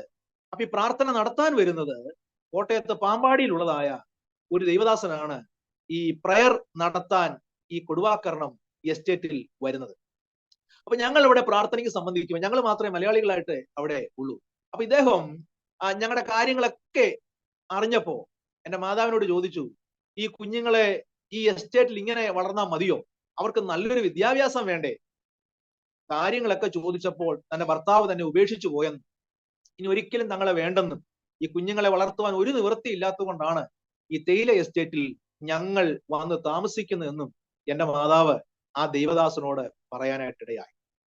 ആ ദൈവദാസൻ വളരെ വേദനയോടെ ഞങ്ങൾക്ക് വേണ്ടി, എനിക്കും എന്റെ അനുജനും വേണ്ടി, എന്റെ അമ്മയ്ക്കും വേണ്ടി ആ കർത്താവിന്റെ ദാസൻ പിന്നീടുള്ള ദിവസങ്ങളിൽ പ്രാർത്ഥിപ്പാനായിട്ടിടയായി.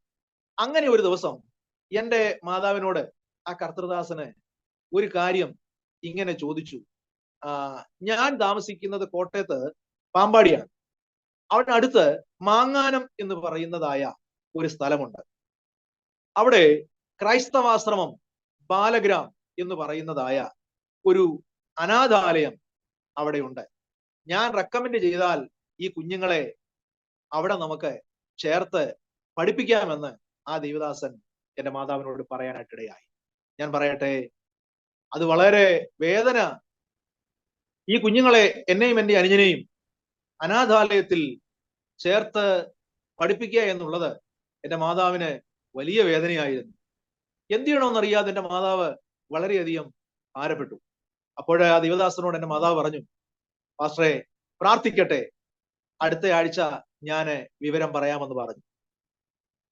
അടുത്ത സൺഡേയില് പ്രയറിന് വരുന്ന സമയത്ത് ആ ദൈവദാസൻ ആ പ്രയർ കഴിഞ്ഞ് പോകുന്നതിന് മുമ്പായിട്ട് എന്റെ മാതാവ് വന്ന് ആ കർത്താവിന്റെ ദാസനോട് പറഞ്ഞു, എന്റെ കുഞ്ഞുങ്ങളെ ഞാന് അനാഥാലയത്തിൽ ചേർത്ത് പഠിപ്പിക്കാൻ തയ്യാറാണെന്ന് പറഞ്ഞു.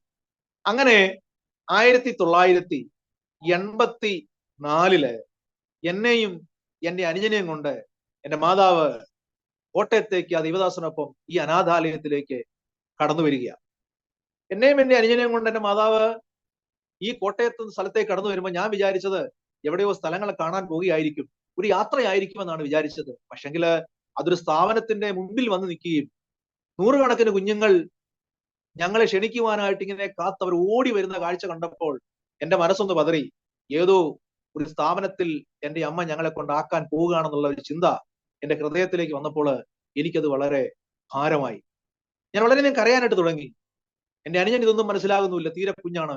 ഏതായാലും കൊള്ളാം, ആ അനാഥാലയത്തിലേക്ക് കടന്നു വന്നു കഴിഞ്ഞ് ആ പാസ്റ്റർ ഒരു പക്ഷെങ്കിൽ നമുക്കറിയാമായിരിക്കാം, അദ്ദേഹം എഴുതിയ പാട്ടാണ് കരുതുന്നവൻ ഞാനല്ലയോ കലങ്ങുന്ന എന്തിനു നീ എഴുതിയ ജോസ് പാസ്റ്റർ. ഇന്ന് കർത്തൃ സന്നിധിയില് ആ കർത്താവിന്റെ ദാസൻ വിശ്രമിക്കുകയാണ്. അദ്ദേഹമാണ് എന്നെയും എന്റെ അനുജനെയും ഈ അനാഥാലയത്തിലേക്ക് കൊണ്ടുവരുവാനായിട്ട് ഇടയായത്. അവിടെ ചെന്നതിന് ശേഷം ഞങ്ങളുടെ കാര്യങ്ങളൊക്കെ അവിടുത്തെ വാർഡന്മാരോട് എന്റെ അമ്മ പറഞ്ഞു. തന്റെ ഭർത്താവ് തന്നെ ഉപേക്ഷിച്ചു പോയെന്നും ഈ കുഞ്ഞുങ്ങളെ വളർത്തുവാൻ എനിക്ക് യാതൊരു നിവൃത്തിയും ഇല്ല എന്നുള്ള കാര്യം ആ വാർഡന്മാരോട് എന്റെ അമ്മ പറഞ്ഞപ്പോഴേ അവര് പറഞ്ഞു, ഇവിടെ തെരുവിൽ നിന്ന് കിട്ടിയ കുഞ്ഞുങ്ങളുണ്ട്, കടത്തിണ്ണയിൽ കിടക്കുന്ന കുഞ്ഞുങ്ങൾ ഞാൻ കിട്ടിയിട്ടുണ്ട്, ഇവിടെ ഏകദേശം 100-300 കുഞ്ഞുങ്ങളുണ്ട്, അതുകൊണ്ട് ഈ 2 മക്കളെയും ഞങ്ങൾ ഇവിടെ ചേർത്ത് പഠിപ്പിക്കാമെന്ന് അവർ എന്റെ അമ്മയോട് പറഞ്ഞു. ആ ദൈവദാസന് എല്ലാ കാര്യങ്ങളും എന്റെ അമ്മയോട് പറഞ്ഞതിന് ശേഷം, ഞങ്ങൾക്ക് വേണ്ടി പ്രാർത്ഥിച്ചതിന് ശേഷം അമ്മയോട് പറഞ്ഞു, ഇത്രയും ദൂരം കടന്നു പോകണം, കോട്ടയത്ത് നിന്ന് പീരുമേട് ചെല്ലണം, അതുകൊണ്ട് കുഞ്ഞുങ്ങളോട് എന്തെങ്കിലും പറയാനായിട്ടുണ്ടെങ്കിൽ അതെല്ലാം പെട്ടെന്ന് പറഞ്ഞതിന് ശേഷം വിജയമ്മ തിരിച്ചു പോകണമെന്ന് പറഞ്ഞ് ആ ദൈവദാസൻ കടന്നുപോയി. വാർഡന്മാര് ചില നിർദ്ദേശങ്ങൾ എന്റെ അമ്മയ്ക്ക് കൊടുത്തു. കാരണം മാസത്തിൽ വന്ന് കുഞ്ഞുങ്ങളെ കാണരുതെന്നും 6 മാസം കൂടുമ്പോൾ മാത്രമേ കുഞ്ഞുങ്ങളെ കാണാൻ വരാവുള്ളൂ എന്നും വരുമ്പോൾ കുഞ്ഞുങ്ങൾക്ക് ആഹാര സാധനങ്ങളോ മറ്റോ ഒന്നും മേടിച്ചുകൊണ്ട് വരരുതെന്നും, കാരണം ഇത്രയും കുഞ്ഞുങ്ങൾ ഉള്ളത് കൊണ്ട് പലരെയും തിരക്കി വരാൻ ആരും ഇല്ലാത്തത് കൊണ്ട് ഈ മക്കളെ കാണാൻ വരുമ്പോൾ അവർക്കൊരു പ്രയാസമാകുന്നത് കൊണ്ട് എപ്പോഴും കുഞ്ഞുങ്ങളെ കാണാൻ വരരുതെന്നുള്ളതായ നിർദ്ദേശങ്ങളൊക്കെ കൊടുത്തപ്പോൾ അതെല്ലാം സമ്മതിക്കും വണ്ണം എന്റെ അമ്മ തലയാട്ടി. ഓക്കെ, ഞാൻ അങ്ങനെ ചെയ്തോളാം എന്നൊക്കെ പറഞ്ഞ് ഏതായാലും കൊള്ളാം, ഞങ്ങളോട് കാര്യങ്ങളൊക്കെ പറഞ്ഞ് 2 മണിയായി 3 മണിയായി 4 മണിയായിട്ടും അമ്മ പോകട്ടെ എന്ന് പറഞ്ഞ് ഒരു യാത്ര പറഞ്ഞ് വിരിയാൻ കഴിയാത്ത എന്റെ മാതാവ് ഓരോ വാക്കുകൾ പറഞ്ഞ് അടുത്ത വാക്കുകളിലേക്ക് പോവുകയല്ലാതെ അവിടുന്ന് യാത്ര പറഞ്ഞ് പിരിഞ്ഞു പോകാൻ തയ്യാറാകാത്തൊരു ഒരു അവസ്ഥയിലെത്തി. അവസാനം സമയം ഒത്തിരി പോയത് കൊണ്ട് അവിടുത്തെ വാർഡന്മാർ എന്റെ മാതാവിനോട് പറഞ്ഞു, ഇത്രയും സമയമായതുകൊണ്ട് ഇന്ന് വേണേ മക്കളോട് കൂടെ താമസിച്ചിട്ട് നാളെ രാവിലെ ഇവിടെ നിന്ന് പോകാമെന്ന് പറഞ്ഞു. ഞാൻ പലപ്പോഴും ദൈവത്തിന് നന്ദി പറയുന്ന സമയങ്ങളുണ്ട്. കാരണം ഞാൻ എപ്പോഴും ദൈവം ചെയ്ത ഉപകാരങ്ങളെ ഓർക്കുമ്പോഴേ നോക്കിക്കേ, ഒരു ദിവസം കൂടെ കർത്താവ് ഞങ്ങൾക്ക് വേണ്ടി തന്നു. ഞാൻ പറയാം ആമേൻ. 1 മിനിറ്റ് കൂടെ നിങ്ങൾക്ക് ഒരു പക്ഷെങ്കിൽ കൊടുത്തു തീർക്കാനുള്ള ഒരു ബാധ്യതയുടെ മുമ്പിലാണ് നിങ്ങൾ നിൽക്കുന്നത്, അല്ലെങ്കിൽ ഒരു വലിയ പ്രശ്നത്തെ നിങ്ങൾ നേരിട്ടുകൊണ്ടിരിക്കുക. പക്ഷെങ്കിൽ ഇന്ന് ഈ അരോമ ടിവിയിലൂടെ ഈ ദൈവവചനം കേൾക്കുന്ന ഈ 1 മിനിറ്റ് ഒരുപക്ഷെ നിങ്ങൾക്ക് വേണ്ടി പ്രവർത്തിക്കുന്ന മിനിറ്റ് ആണെന്ന് നിങ്ങൾക്ക് വിശ്വസിക്കാൻ കഴിയുമെങ്കിൽ ആമേൻ, അതൊരു ദൈവപ്രവൃത്തിയായി മാറാനായിട്ട് ഇടയാവും. ഒരു ദിവസം എന്റെ അമ്മയ്ക്ക് അവർ കൊടുത്തു. എന്നിട്ട് പറഞ്ഞു, നാളെ നേരം വെളുക്കുമ്പോൾ നിങ്ങൾക്ക് ഇവിടെ ഒന്ന് പോകാമെന്ന് പറഞ്ഞു. അന്ന് ആ കുഞ്ഞുങ്ങളുടെ കൂടെ ഞങ്ങൾ എല്ലാം ഇരുന്ന് ആഹാരം കഴിച്ചു. എന്റെ മാതാവ് എന്റെയും എന്റെ അനുജന്റെയും കൂടെ ഞങ്ങൾ ഒരുമിച്ച് കിടന്നുറങ്ങി. അന്ന് കഥകളൊന്നും പറഞ്ഞില്ലെങ്കിലും പ്രാർത്ഥനയ്ക്കുള്ള സമയമായിരുന്നു. പിന്നെയുള്ള സമയങ്ങള് ഏകദേശം നേരം വെളുത്തു. പലപ്പോഴും എന്റെ കൊച്ചു ഹൃദയത്തിൽ ഞാൻ വിചാരിച്ച നേരം വെളുക്കാതിരുന്നിരുന്നെങ്കിലായിരുന്നു. പക്ഷെങ്കിൽ പതിവ് പോലെ അന്ന് നേരം പ്രഭാതമായി. ഒരു 7 മണിയായപ്പോൾ ആരോ കൈയടിക്കുന്നത് കേട്ടു. അപ്പൊ കുഞ്ഞുങ്ങളെല്ലാം ഡൈനിങ് ഹാളിലേക്ക് ഓടിപ്പോകുന്നു. ആ കൂട്ടത്തിൽ കുഞ്ഞുങ്ങൾ പറഞ്ഞു, ഇവിടെ ഭക്ഷണം റെഡിയായാൽ ആരെയും വന്ന് വിളിക്കത്തില്ല, കൈയടിക്കും, അപ്പോൾ നമ്മൾ ഭക്ഷണം കഴിക്കാൻ ബ്രേക്ക്ഫാസ്റ്റ് കഴിക്കാൻ ഓടി ചെല്ലണമെന്ന് പറഞ്ഞു. ആ കൂട്ടത്തിൽ വാർഡന്മാർ വന്നിട്ട് എന്റെ അമ്മയോട് പറഞ്ഞു, വിജയമ്മയും കൂടെ രാവിലത്തെ ബ്രേക്ക്ഫാസ്റ്റ് കഴിച്ചിട്ട് പോയാൽ മതി എന്ന് പറഞ്ഞു. ഞാൻ പറയട്ടെ, അന്ന് ഞങ്ങളുടെ കൂടെ ഇരുന്ന് ആഹാരമൊക്കെ കഴിച്ചതിന് ശേഷം വാർഡന്മാർ എന്റെ അമ്മയോട് ചോദിച്ചു, അപ്പൊ പോവുകയല്ലേ, തീരുമാനം എന്തായി എന്ന് പറഞ്ഞപ്പോഴേ തല താഴ്ത്തി നിന്ന് എന്റെ അമ്മ മൂത്ത മകനായിരുന്ന എന്നെ അടുക്കിലേക്കൊന്ന് മാറ്റി നിർത്തിയിട്ട് എന്റെ സ്വാധീനമില്ലാത്ത കൈ ഉയർത്തി കാണിച്ചിട്ട് അവരോട് പിന്നെയും പറഞ്ഞു, എന്റെ കുഞ്ഞിനെ ഉടുപ്പ് ഇടണമെങ്കിൽ ഷർട്ട് ഇടിയിക്കുന്നത് ഞാനാണ്, ഇവനെ കുളിപ്പിക്കുന്നത് ഞാനാണ്.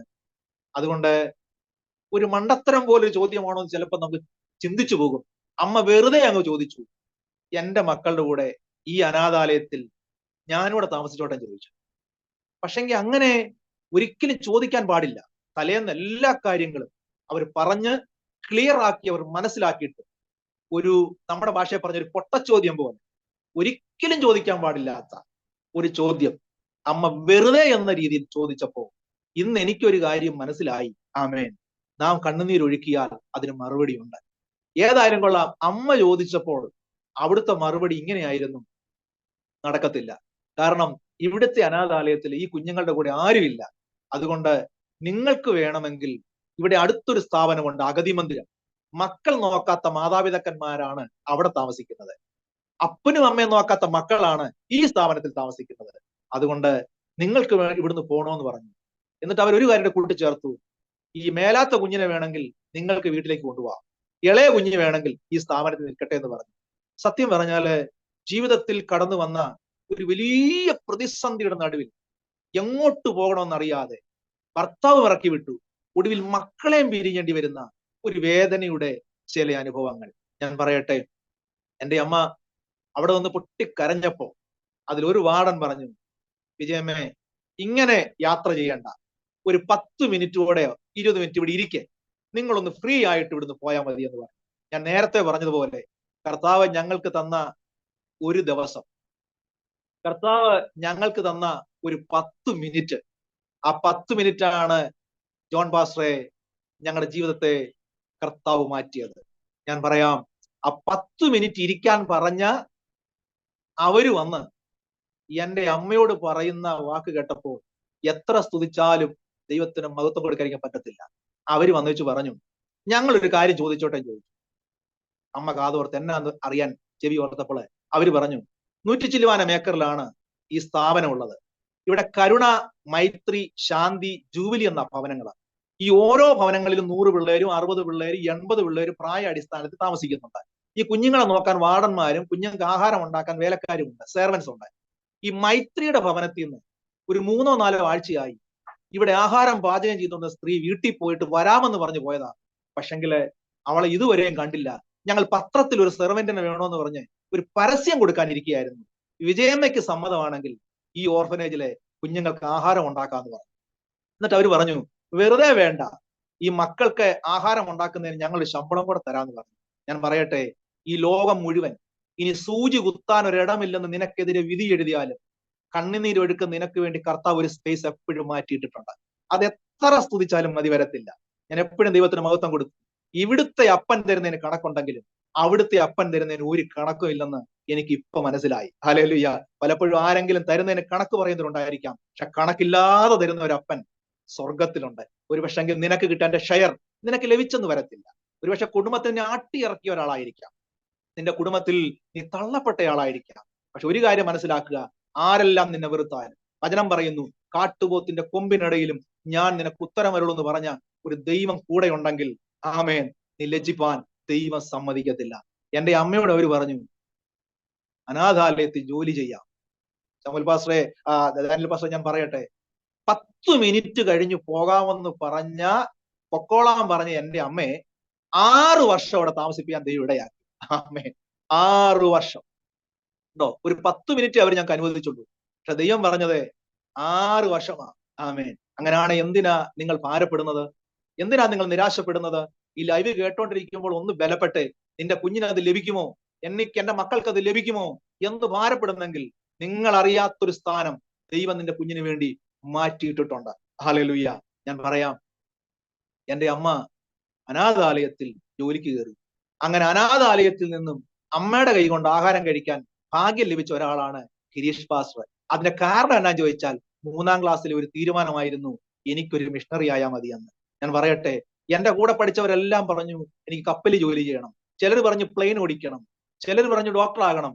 പക്ഷെങ്കില് എന്റെ കൂടെ അന്ന് തീരുമാനമെടുത്ത ഒരൊറ്റ പുള്ളികളെ പോലും ഞാൻ അങ്ങനെ കണ്ടിട്ടില്ലെങ്കിലും വർഷങ്ങൾക്ക് ശേഷം ഒരേ ബെഞ്ചിൽ ഇരുന്ന് പഠിച്ച അന്നത്തെ തീരുമാനമെടുത്ത എന്നെ അവർ കണ്ടപ്പോ പറഞ്ഞു, നീ ഒരു പാസ്റ്ററായി മാറിയല്ലോ എന്ന് ഞാൻ എന്തോ പറഞ്ഞു. എന്റെ ക്ലാസ് ടീച്ചറിന് പോലും മനസ്സിലായില്ല.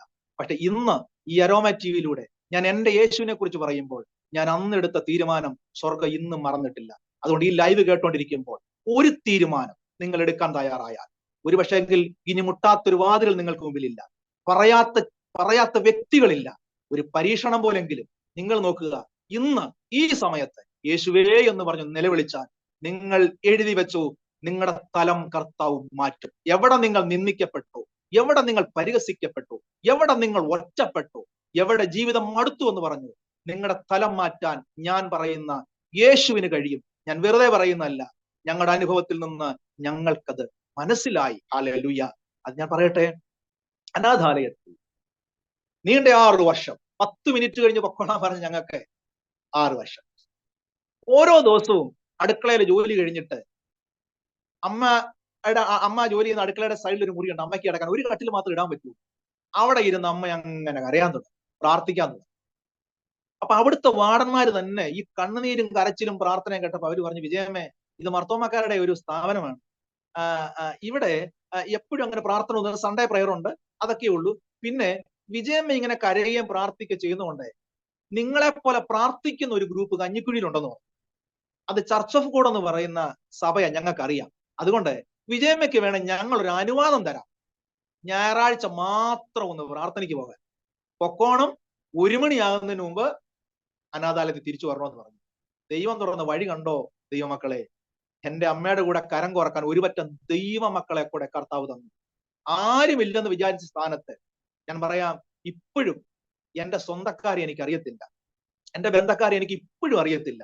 എനിക്ക് ആകെപ്പാട് അറിയാവുന്നത് എന്റെ അമ്മയുടെ അനിയത്തിയും എന്റെ അമ്മയുടെ അമ്മയും മാത്രമാണ്. ബാക്കി എന്റെ പപ്പയുടെ പെങ്ങളെ അറിയാം, ബാക്കി ആരെയും ഞങ്ങൾക്ക് അറിയത്തില്ല.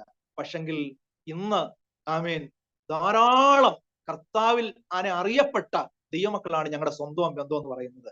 ആമേൻ, എനിക്ക് വലിയ സന്തോഷമുണ്ട്. ഞാൻ പറയട്ടെ, അവിടെ ചെന്നപ്പോ ഞങ്ങളുടെ കാര്യങ്ങളൊക്കെ അവർ ഷെയർ ചെയ്തപ്പോ ദൈവമക്കൾ പറഞ്ഞു, നമുക്ക് ഒരുമിച്ച് പ്രാർത്ഥിക്കാം. വിജയമ്മയ്ക്ക് വേണ്ടി പ്രാർത്ഥന ശക്തമായി. ഞായറാഴ്ച മാത്രമേ അമ്മയ്ക്ക് അവിടെ പോകാൻ പറ്റത്തുള്ളൂ എങ്കിലും ഇടദിവസങ്ങളിലെ പ്രാർത്ഥനയെല്ലാം വിജയമ്മയുടെ വിഷയം അവരൊരു മെയിൻ വിഷയമായിട്ട് പ്രാർത്ഥിക്കാൻ തുടങ്ങി. ഭർത്താവ് മടങ്ങി വരണം, ഭർത്താവ് മടങ്ങി വരണം. 1 വർഷം കഴിഞ്ഞു, ഒരു മറുപടിയില്ല. 2 വർഷം കഴിഞ്ഞു, ഒരനക്കവും ഇല്ല. പ്രാർത്ഥന നിന്നില്ല. അങ്ങനെ നീണ്ട 5 വർഷം മറുപടിയേ ഇല്ല. ആ പ്രാർത്ഥന മുടങ്ങിയില്ല. അങ്ങനെ 6 വർഷത്തിന് ശേഷം 6ാമത്തെ വർഷം ഒരു ദിവസം ഉച്ച കഴിഞ്ഞ സമയത്ത് അന്ന് വരെ കണ്ടിട്ടില്ലാത്ത അപരിചിതനായ ഒരു വ്യക്തി ഞങ്ങൾ താമസിക്കുന്ന അനാഥാലയത്തിന്റെ മതിൽക്കെട്ടിനുള്ള അല്ലെങ്കിൽ വലിയ മതിൽ ഉള്ള അതിന്റെ മെയിൻ ഗേറ്റിന്റെ വാതിക്കല് ഒരാൾ വന്ന് അകത്തേക്ക് നോക്കുന്നത് ഞങ്ങൾ കണ്ടു.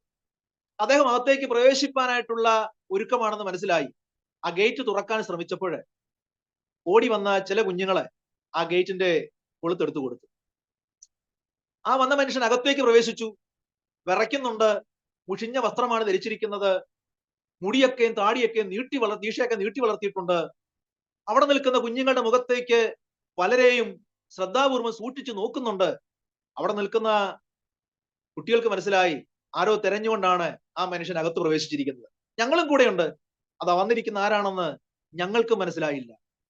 ഒടുവിൽ അദ്ദേഹം ചോദിച്ചു, ഇവിടെ വിജയമ്മ എന്ന് പറയുന്ന ഒരാളുണ്ടോ എന്ന് ചോദിച്ചപ്പോ ഞങ്ങളുടെ ഭവനത്തിലുള്ള മൈത്രി ഭവനത്തിലുള്ള എന്റെ അമ്മ കിച്ചണിൽ ജോലി ചെയ്യുന്ന ആ ഭവനത്തിലുള്ള കുഞ്ഞുങ്ങള് പറഞ്ഞു, ചേട്ടാ, ഇവിടെ 6 വർഷത്തിന് ശേഷം ഒരു ചേച്ചി 2 പിള്ളേരെ കൊണ്ട് വന്നിട്ടുണ്ട്, അവരുടെ പേരും നിങ്ങൾ പറയുന്ന അതേ പേരാണ്. ഇനി അവരാണോ അതെന്ന് ഒന്ന് നോക്കാൻ പറഞ്ഞിട്ട് ആ മനുഷ്യന്റെ കൈക്ക് പിടിച്ച് എന്റെ അമ്മ ജോലി ചെയ്യുന്ന ആ മൈത്രി ഭവനത്തിലേക്ക് കൊണ്ടുവന്നു. പിള്ളേരെ ഓടിച്ചെന്ന് അമ്മയോട് പറഞ്ഞു, ചേച്ചി, ഒരാൾ വിജയമ്മ എന്ന് പറഞ്ഞ ഒരാൾ അന്വേഷിച്ച് വന്നിട്ടുണ്ട്, ആരാണെന്ന് അറിയത്തില്ല, ചേച്ചി വരാൻ പറഞ്ഞു. അടുക്കളയിൽ എന്തോ കുഞ്ഞുങ്ങൾക്ക് ആഹാരം പാചകം ചെയ്തുകൊണ്ടിരുന്ന എന്റെ അമ്മ പെട്ടെന്ന് അതെല്ലാം നിർത്തി ധാരാണെന്നറിയാൻ ഓടി വന്നു കഴിഞ്ഞപ്പോൾ 6 വർഷത്തിന് ശേഷം എന്റെ മാതാവും എന്റെ പിതാവും തമ്മിൽ മുഖാമുഖമായി കാണുന്ന ഒരു സമയമായിരുന്നു. എന്റെ അമ്മയുടെ കണ്ണുകൾ നിറഞ്ഞു. വന്നിരിക്കുന്ന ആ മനുഷ്യന് ഇത് മറ്റൊരാളല്ലെന്ന് മനസ്സിലായി.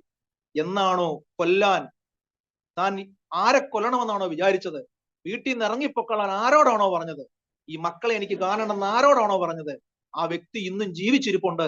അതാരും മറ്റാരുമല്ല, തന്റെ ഭാര്യയാണെന്ന് അറിഞ്ഞപ്പോൾ അനാഥാലയത്തിൽ മുട്ടുകുത്തി അവിടെ നിന്ന് കരയാനായിട്ട് തുടങ്ങി. ആ കരച്ചിലിനിടയിൽ പറഞ്ഞു, എന്റെ കുഞ്ഞുങ്ങളെ എനിക്കൊന്ന് കണ്ടാ കൊള്ളാമെന്ന് പറഞ്ഞു. ഞാൻ പറയട്ടെ, യാക്കോബ് കാഴ്ച മങ്ങിയപ്പോൾ എന്റെ മക്കളെ ഒന്ന് കാണണമെന്ന്, എന്റെ മക്കളെ എനിക്ക് കാണണമെന്ന് പറഞ്ഞപ്പോൾ യോസഫ് തന്റെ രണ്ട് മക്കളെയും പിടിച്ച് യാക്കോബിന്റെ അടുത്ത് നിർത്തിയതുപോലെ എന്നെയും എന്റെ അനുജനെയും പിടിച്ച് എന്റെ അപ്പന്റെ അടുക്കിലേക്ക് എന്റെ അമ്മ ചേർത്ത് നിർത്തിയപ്പോൾ ഞാൻ പറയട്ടെ, കുറെ നാളുകളായി തരാൻ കഴിയാത്ത സ്നേഹം എന്റെ അപ്പൻ ഞങ്ങളെ കെട്ടിപ്പിടിച്ച് ആലിംഗനം ചെയ്ത് പൊട്ടിക്കരഞ്ഞുകൊണ്ട് എന്റെ അപ്പൻ എന്റെ അമ്മയോട് പറഞ്ഞു, എനിക്കാരുമില്ല. എന്നിട്ട് അപ്പൻ പറഞ്ഞു, ഞാൻ മദ്യപിച്ച് എന്റെ കരളെല്ലാം പോയി, ഡോക്ടർമാർ മരിക്കുമെന്നാണ് പറയുന്നത്. ഞാൻ പറയട്ടെ ജോൺ പാസ്റ്ററെ, ഞങ്ങളുടെ സ്വന്തമാണെന്നും ഞങ്ങളുടെ ആ ബന്ധമാണെന്നും ഒക്കെ പറഞ്ഞു വന്ന അനേകർ ഞങ്ങളുടെ വീട്ടിലെ സകല സാധനങ്ങളും ഇറക്കിക്കൊണ്ട് പോയി. ഈ ലൈവിലൂടെ ഒരുപക്ഷെ അവർ കേൾക്കുന്നുണ്ടായിരിക്കാം. ഞാൻ പറയട്ടെ, ഞാൻ പറയുന്നത് വീട്ടിലുള്ള സകല സാധനങ്ങൾ അവർക്കറിയാം. ഈ മോഹനന്റെ ഭാര്യയും കുഞ്ഞുങ്ങളും ഏതെങ്കിലും റെയിൽവേ ട്രാക്കിൽ അവസാനിച്ചിട്ടുണ്ട്, ഏതെങ്കിലും വെള്ളത്തിലേക്ക് ആ കുഞ്ഞുങ്ങളെയും അവർ എടുത്തു ചാടിയിട്ടുണ്ട്. അവസാനിച്ചു, ഇനി ആരും വരികയില്ലെന്ന് പറഞ്ഞുകൊണ്ട് പലരും ചാക്ക് കണക്കിന് സാധനങ്ങൾ എടുത്തുകൊണ്ട് വീട്ടിലേക്ക് പോയപ്പോൾ രോഗിയായ എന്റെ അപ്പനെ കൊണ്ടുപോകാൻ ആരും തയ്യാറായില്ല. അവിടെ കിടന്നാണ് ചിന്തിച്ചത്, ഞങ്ങളെല്ലാം മരിച്ചുപോയെന്നാണ് എന്റെ പിതാവും ആ നാട്ടിലുള്ള പലരും കരുതിയത്. ആ കൂട്ടത്തിൽ ആരോ പറഞ്ഞു, ഇല്ല, ഭാര്യയും കുഞ്ഞുങ്ങളും ഒരു അനാഥാലയത്തിലുണ്ട്. അങ്ങനെ അഡ്രസ്സ് തപ്പി ഇവിടെ വന്നതാ. എന്റെ അപ്പൻ പറഞ്ഞു, എനിക്ക് ആരുമില്ല. അങ്ങനെ പറഞ്ഞ് ആ വാക്കുകൾ ഇങ്ങനെ തുടർന്നുകൊണ്ടേ ഇരുന്നപ്പോൾ അതിനിടയിൽ ചില കാര്യങ്ങൾ പറഞ്ഞതാണ് ഞാൻ ദൈവത്തിന് മഹത്വം കൊടുക്കുന്നത്. പക്ഷെങ്കിൽ നീ വിശ്വസിക്കുന്ന ഒരു ദൈവമുണ്ട്.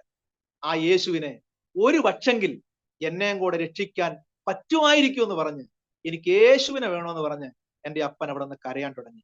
ഏതെങ്കിലും ഒരു ക്രൂസൈഡിലോ കൺവെൻഷനിലോ കരമുയർത്തി എന്റെ അപ്പൻ യേശുവിനെ രക്ഷകനായി സ്വീകരിച്ചതല്ല. തന്റെ ഭാര്യയെ വീട്ടിൽ നിന്ന് പുറത്താക്കി, യേശുവിന്റെ നാമനിമിത്തം കുഞ്ഞുങ്ങളെയും ഭാര്യയും പുറത്താക്കിയ തന്റെ ഭാര്യയും കുഞ്ഞുങ്ങളും മറ്റൊരിടത്ത് അത്ഭുതകരമായി ജീവിച്ചിരിപ്പുണ്ടോ എന്നുള്ള വാർത്ത കേട്ടപ്പോൾ അപ്പന് മനസ്സിലായി, ഈ ദൈവം ജീവിക്കുന്ന ദൈവമാണ്. എന്റെ അപ്പൻ പറഞ്ഞു, എനിക്കും ആ യേശുവിനെ വേണം. എന്റെ അപ്പൻ കരയുന്ന കണ്ടു. പിള്ളേരെല്ലാം കൂടി, വാർഡന്മാരെല്ലാം വന്നു. ഇതാരാണ് വന്നിരിക്കുന്ന മനുഷ്യൻ എന്ന് അവർ അന്വേഷിച്ചപ്പോഴാണ് കാര്യങ്ങളുടെ ചുരുൾ അവിടെ അഴിയുന്നത്. ഒരിക്കൽ അപ്പനില്ലെന്ന് പറഞ്ഞ്, അനാഥാലയത്തിൽ ആരുമില്ലെന്ന് പറഞ്ഞ് അനാഥരായി ഞങ്ങൾ കടന്നു വന്നപ്പോൾ ആത്മഹത്യക്ക് മുമ്പ് ഒരു വചനം അന്ന് കർത്താവ് കൊടുത്തു, ഞാൻ നിങ്ങളെ അനാഥരായി വിടുകയില്ല.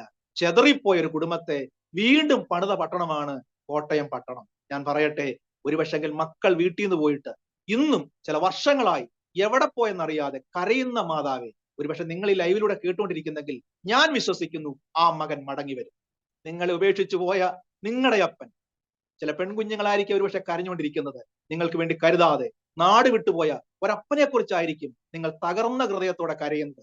ഞാൻ വിശ്വസിക്കുന്നു 2024 തീരുന്നതിന് മുമ്പ് അരോമ ടിവിയിലൂടെ നിങ്ങൾ ഈ സാക്ഷ്യം കേട്ടുകൊണ്ടിരിക്കുന്നെങ്കിൽ നിങ്ങളെ ഉപേക്ഷിച്ചു പോയ നിങ്ങളുടെ അപ്പൻ നിങ്ങളെ തേടി മടങ്ങി വരും. ഒന്നേ ഉള്ളൂ, നിങ്ങൾ യേശുവിനെ മുറുകെ പിടിക്കുക. കർത്താവിന് അസാധ്യമായിട്ടൊന്നുമില്ല. പലപ്പോഴും ഡോക്ടർമാരെ കാണാൻ നാം കടന്നു ചെല്ലുമ്പോൾ അവര് നമ്മളോട് പറയാറുണ്ട്, നിങ്ങളുടെ രോഗം എന്താണെന്ന് അറിയാൻ അവര് പറയാറുണ്ട്, ബ്ലഡ് ഒന്ന് നോക്കേണ്ടി വരും. ചിലര് പറയും യൂറിൻ ഒന്ന് ടെസ്റ്റ് ചെയ്യേണ്ടി വരും.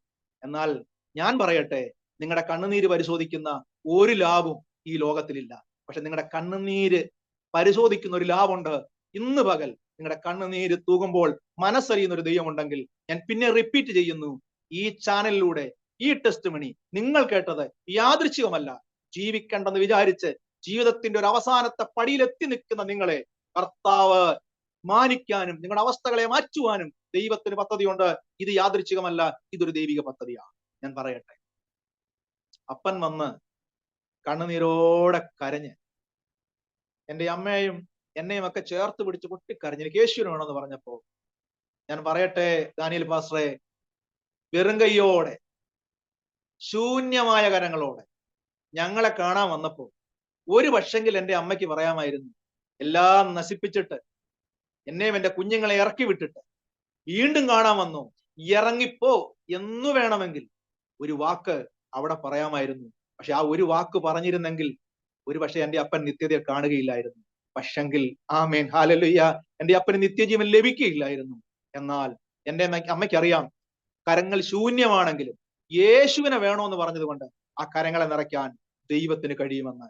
ഞാൻ പറയട്ടെ, എന്റെ അപ്പനും അവിടെ വന്ന് വിഷയങ്ങളൊക്കെ അറിഞ്ഞ് ഉച്ച കഴിഞ്ഞാ വരുന്നത്.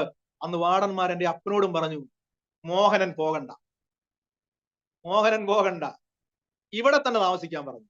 ഞാൻ പറയട്ടെ, ആ അനാഥാലയത്തിലെ നാളുകളായി അമ്മയുടെ കൈകളിൽ കഥകൾ കേട്ടുറങ്ങുന്ന ഞങ്ങൾ അന്ന് രാത്രി എന്റെ അപ്പന്റെ കരങ്ങളിൽ ഞങ്ങൾ കിടന്നു. ഞാൻ പറയട്ടെ, നാളുകളായി കിട്ടാത്ത ആ പിതാവിന്റെ സ്നേഹത്തിന്റെ ചൂട്, അപ്പനെ കെട്ടിപ്പിടിക്കുമ്പോൾ ആലിംഗനത്തിന്റെ ചൂട്, ആമേൻ, ഞാൻ സുഖമായി ഉറങ്ങിയ രാത്രിയായിരുന്നു.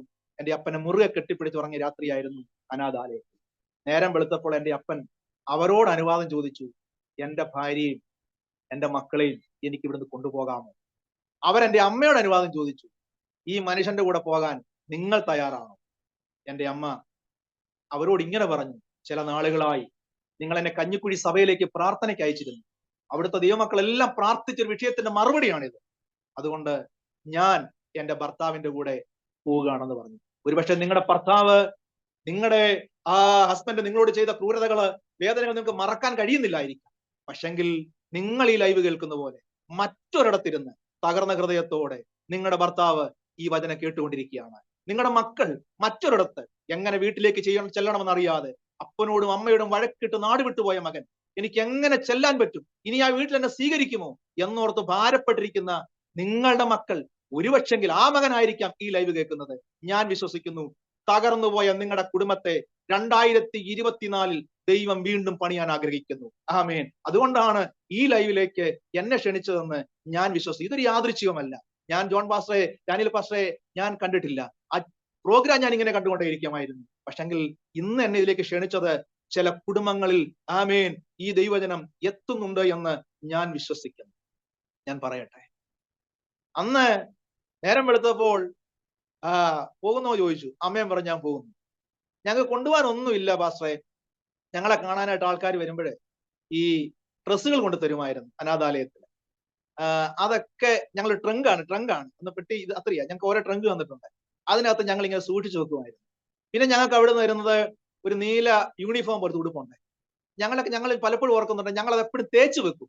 പക്ഷെ ഇവിടുന്ന് എങ്ങും പോകാനില്ലാത്തത് കൊണ്ട് 12 വയസ്സിലും 13 വയസ്സിലും ഒക്കെ തേച്ച് വെച്ച ഉടുപ്പ് 20 വയസ്സാകുമ്പോൾ ഞാൻ ഇപ്പോഴും ചിന്തിച്ചിട്ടുണ്ട്, പലർക്കും ഇടാൻ പോലും കഴിഞ്ഞിട്ടില്ല. കാരണം അവിടെ ഒന്നൊരു യാത്ര എങ്ങോട്ടും ഇല്ല. പക്ഷെങ്കിൽ ഞാൻ പറയട്ടെ, 3-ാം ക്ലാസ് കണ്ട ഒരു തീരുമാനം, ഒരു മിഷണറി ആയാൽ മതിയെന്ന്, അത് ആ മതിൽക്കെട്ടിന് ഉള്ളിൽ ഒതുങ്ങാനായിട്ടുള്ളതല്ല, അത് അവിടെ ശേഷിക്കാനായിട്ടുള്ളതല്ല. കർത്താവ് ഞങ്ങളോടുള്ള യാത്രയായിരുന്നു. യോസഫ് ദർശനം കണ്ടു കഴിഞ്ഞപ്പോൾ ആദ്യത്തെ പ്രമോഷൻ പൊട്ടക്കുഴിയിലേക്കാണെങ്കിലും അവിടെ കൊണ്ട് അവസാനിക്കുന്നതല്ല, മറ്റൊരു രാജ്യത്തിലേക്ക് ദൈവം യോസഫിനെ അയച്ചതുപോലെ, സഹോദരാ, ഇത് നിന്റെ അവസാനമല്ല, ആത്മഹത്യ ഇതിനൊരു പരിഹാരമല്ല, നീ ജീവിക്കാൻ തയ്യാറാകൂ, നിന്റെ കൂടെ കർത്താവുണ്ട്. ഹല്ലേലൂയ. നീ ധൈര്യമായിരിക്കൂ. ഞാൻ പറയട്ടെ പാസ്റ്ററെ, അനാഥാലയത്തിൽ നിന്ന് ഞങ്ങളെയും കൊണ്ട് എന്റെ അപ്പൻ വന്നു. അവിടെ നിന്ന് ട്രാൻസ്ഫർ ഓർഡർ മേടിച്ചാ വന്നിരിക്കുന്നത്. നേരെ പള്ളത്തേക്ക് വരിക. പള്ളത്ത് കടന്നു വന്ന് അവിടുത്തെ ചർച്ച് ഓഫ് ഗോഡ് ചർച്ചില് ഒക്കെ എന്റെ പിതാവ് പ്രാർത്ഥനയ്ക്കൊക്കെ കടന്നു പോകാനായിട്ട് തുടങ്ങി. അങ്ങനെ തോമസ്, ഞാൻ പേര് പറയുന്നത് വെച്ചാൽ ദൈവനാമത്തിനോട് പറയാ, പാസ്റ്റർ തോമസ് മാമന്റെ ഭവനത്തിൽ വെച്ച്, ഒരുപക്ഷെ അറിയാമായിരിക്കാം, തോമസ് മാമന്റെ ഭവനത്തിൽ നടന്ന പ്രാർത്ഥനയില് എന്റെ അപ്പൻ പൂർണ്ണ സമയം കർത്താവിന് വേണ്ടി ജീവിതം സമർപ്പിക്കാനായിട്ട് ഇടയായി. പിന്നീട് എന്റെ അപ്പനെ കുടിയൻ എന്നല്ല അറിയപ്പെട്ടത്.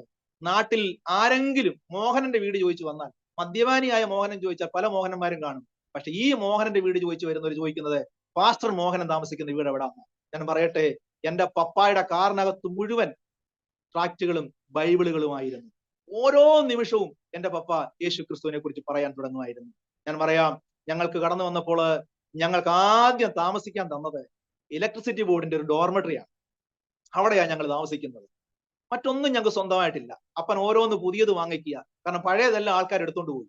ഒരു കണക്കിന് അവർ കൊണ്ടുപോയി നന്നായി. ഇല്ല, ഞങ്ങൾ പഴയതുമായിട്ട് ഇവിടെ വന്നേനെ. വചനം പറയുന്നു, ഒരുവൻ ക്രിസ്തുവിലായ പുതിയ സൃഷ്ടി, അവനുള്ളതെല്ലാം പുതിയത്. ഞങ്ങൾക്ക് ലഭിച്ചതെല്ലാം പിന്നെ പ്രാർത്ഥിച്ച് കിട്ടിയതാ. പഴയതൊക്കെ ബന്ധക്കാർ കൊണ്ടുപോയി, ഞങ്ങൾക്ക് കിട്ടിയതെല്ലാം പുതിയതാ. അതുകൊണ്ട് ചില നഷ്ടങ്ങൾ ഉണ്ടായതില് നീ തകർന്നു പോകരുത്. ദൈവം നിനക്ക് ചില പുതിയത് തരാൻ ആഗ്രഹിക്കുന്നു. ഹല്ലേലൂയ. ഒരു പക്ഷെങ്കിൽ നിന്റെ കുടുംബത്തിന് ലഭിക്കേണ്ടത്, നിന്റെ ചർച്ചക്കാരൻ ലഭിക്കേണ്ടത്, നിനക്ക് ലഭിക്കേണ്ടത് ലഭിച്ചില്ലെന്ന് പറഞ്ഞ് ഭാരപ്പെടേണ്ട. ദൈവം നിനക്ക് അതിലും ശ്രേഷ്ഠമായി തരാനായിട്ട് ആഗ്രഹിക്കുന്നു. ഞാൻ പറയാം, കോട്ടയസിൽ താമസിക്കുന്ന സമയത്ത് പഠനങ്ങൾ ഇങ്ങനെ മുമ്പോട്ട് 9-ാം ക്ലാസ് കഴിഞ്ഞ് 10-ാം ക്ലാസ് ആയപ്പോൾ അവിടുത്തെ ക്ലാസ് ടീച്ചർ പറഞ്ഞു, ഈ SSLC ബുക്കില് നിങ്ങളുടെ അഡ്രസ്സ് രേഖപ്പെടുത്തണം എന്നുള്ളത് കൊണ്ട് നാളെ എല്ലാവരും വെള്ള പേപ്പറിൽ നിങ്ങളുടെ അഡ്രസ്സ് എഴുതിക്കൊണ്ട് വരണം. അത് വീട്ടിൽ ചെന്ന് പറഞ്ഞപ്പോഴാണ് എന്റെ അപ്പൻ ഒത്തിരി കരയുന്നത് ഞാൻ കണ്ടത്. ഞാൻ പറഞ്ഞു, നാളെ SSLC ബുക്കിൽ അഡ്രസ്സ് കൊടുക്കണം, നമ്മൾ എന്താ കൊടുക്കേണ്ടത്? എന്റെ അപ്പൻ കരഞ്ഞു. ഞങ്ങൾക്ക് അഡ്രസ് ഇല്ല പാസ്റ്ററെ, ഞങ്ങൾക്ക് വീട്ടുപേരില്ല. അവിടെ വന്ന കോട്ടേഴ്സിൽ അനാഥാലയത്തിൽ നിന്ന് വന്ന ഞങ്ങളാ. അപ്പൻ ഒരു കാര്യം പറഞ്ഞു, നീ കേരള സ്റ്റേറ്റ് ഇലക്ട്രിസിറ്റി ബോർഡ് ഒന്ന് ബുക്കിലോട്ട് വെച്ചോളാൻ പറഞ്ഞു. ഞാൻ പറയട്ടെ, ഇന്നും എന്റെ 10ാം ക്ലാസ്സിൽ ബുക്കിൽ കിടക്കുന്നത് KSCB എന്നാണ്. ഞാൻ പറയട്ടെ, എന്നാൽ 4ാം ക്ലാസ്സിൽ 3ാം ക്ലാസ്സിൽ ഒരു തീരുമാനം ഉണ്ടായിരുന്നു, എനിക്കൊരു മിഷണറി ആയ മതിയെന്ന്. എന്റെ SSLC ബുക്കിൽ അഡ്രസ് ഇല്ലാതെ ഇവിടെ KSCB എന്ന് വെച്ചപ്പോഴും കണ്ണുനീരോടെ പ്രാർത്ഥിച്ചതുകൊണ്ട് കോട്ടയം പട്ടണത്തിൽ ശ്രേഷ്ഠമായ മനോഹരമായ ഒരു ഭവനം കർത്താവ് ഞങ്ങൾക്ക് തന്നു. അതിന്റെ പേര് KSCB എന്നല്ല, അതിന് ഞങ്ങൾ ഇട്ട പേര് എബനേസർ എന്നാ. ഞാൻ പറയട്ടെ, ഹല്ലേലൂയ. അഡ്രസ് ഇല്ലാത്ത ഞങ്ങൾക്ക് ഒരു അഡ്രസ് കിട്ടിയത് യേശുവിനെ അറിഞ്ഞതിൽ പിന്നെയാ. ഹല്ലേലൂയ.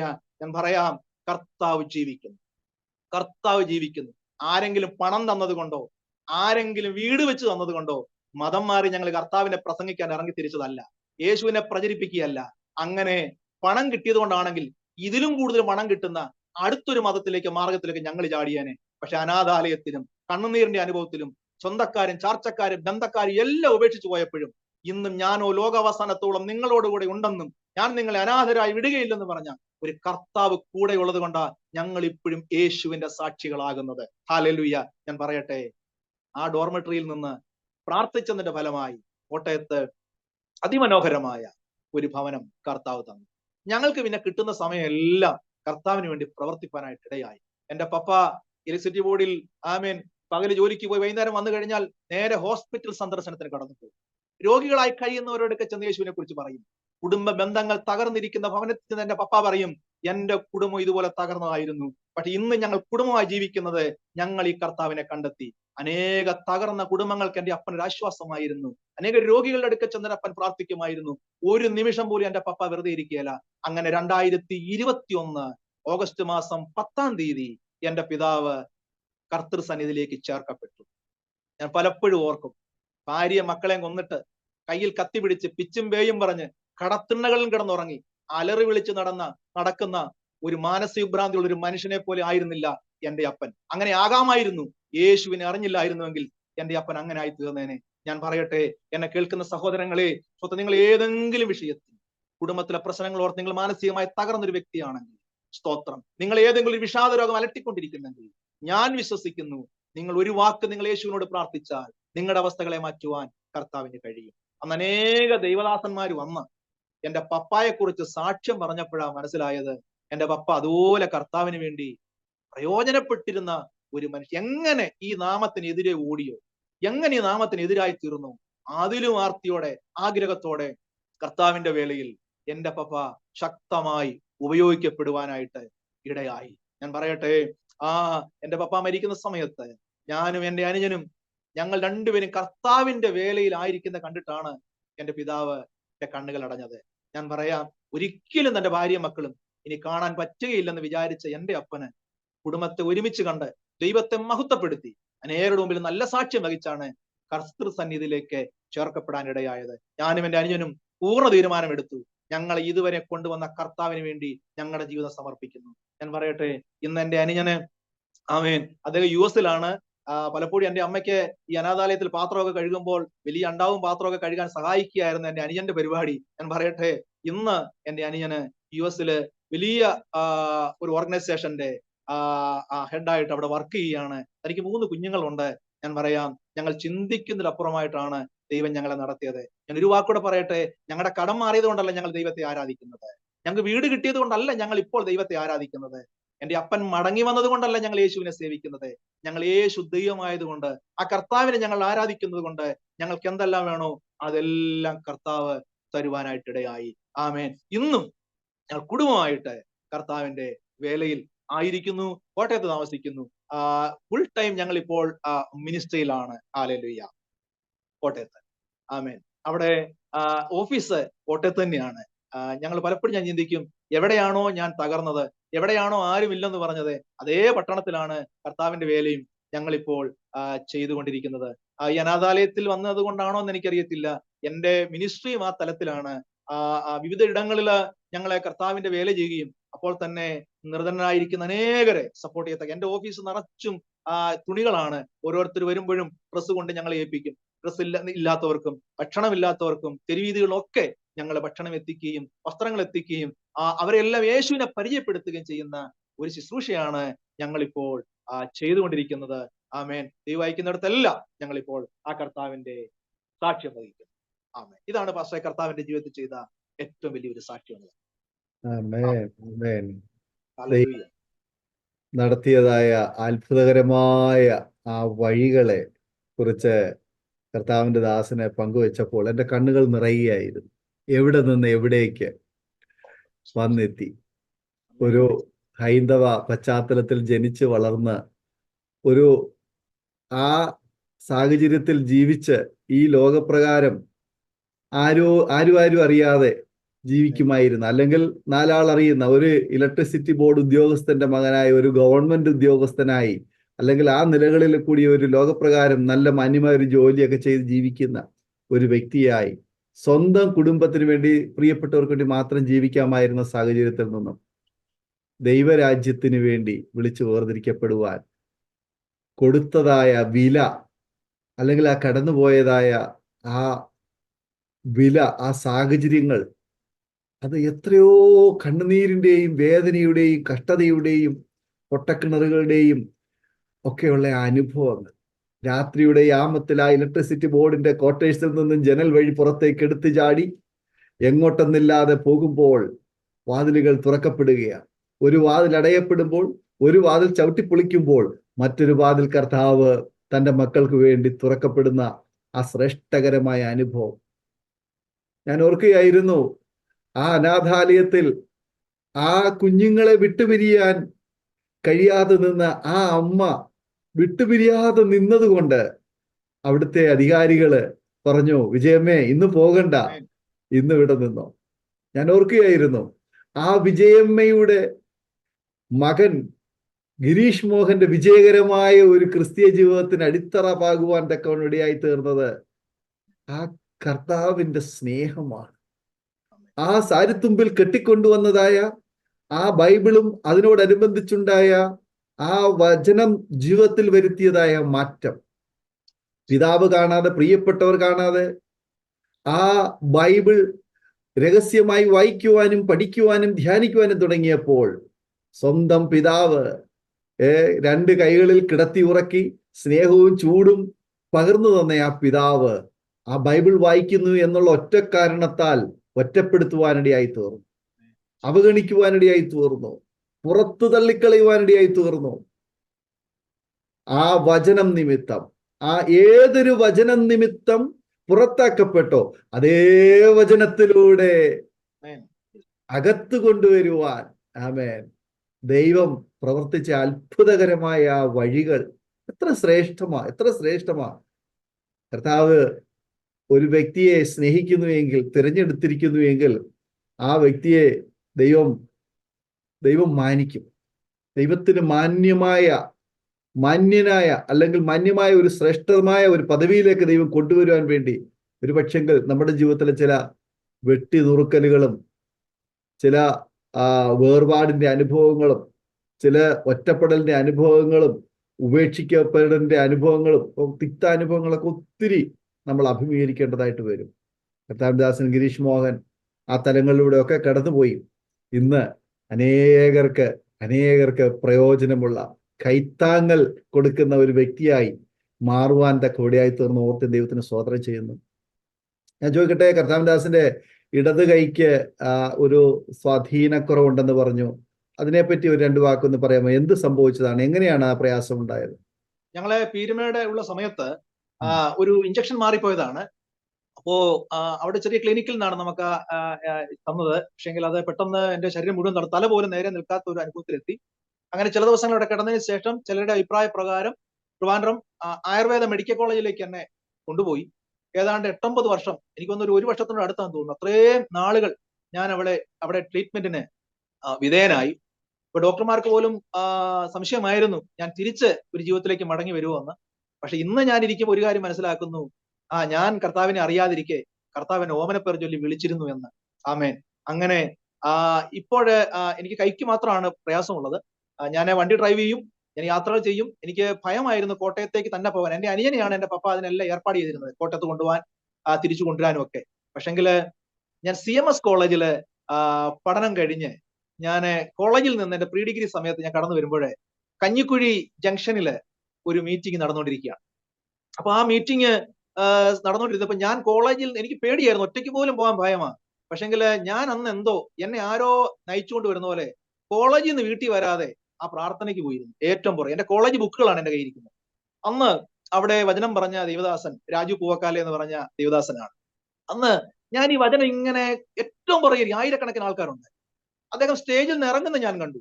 അപ്പൊ ഞാൻ ഓർത്തു ആർക്കെങ്കിലും പ്രാർത്ഥിക്കാനായിരിക്കും.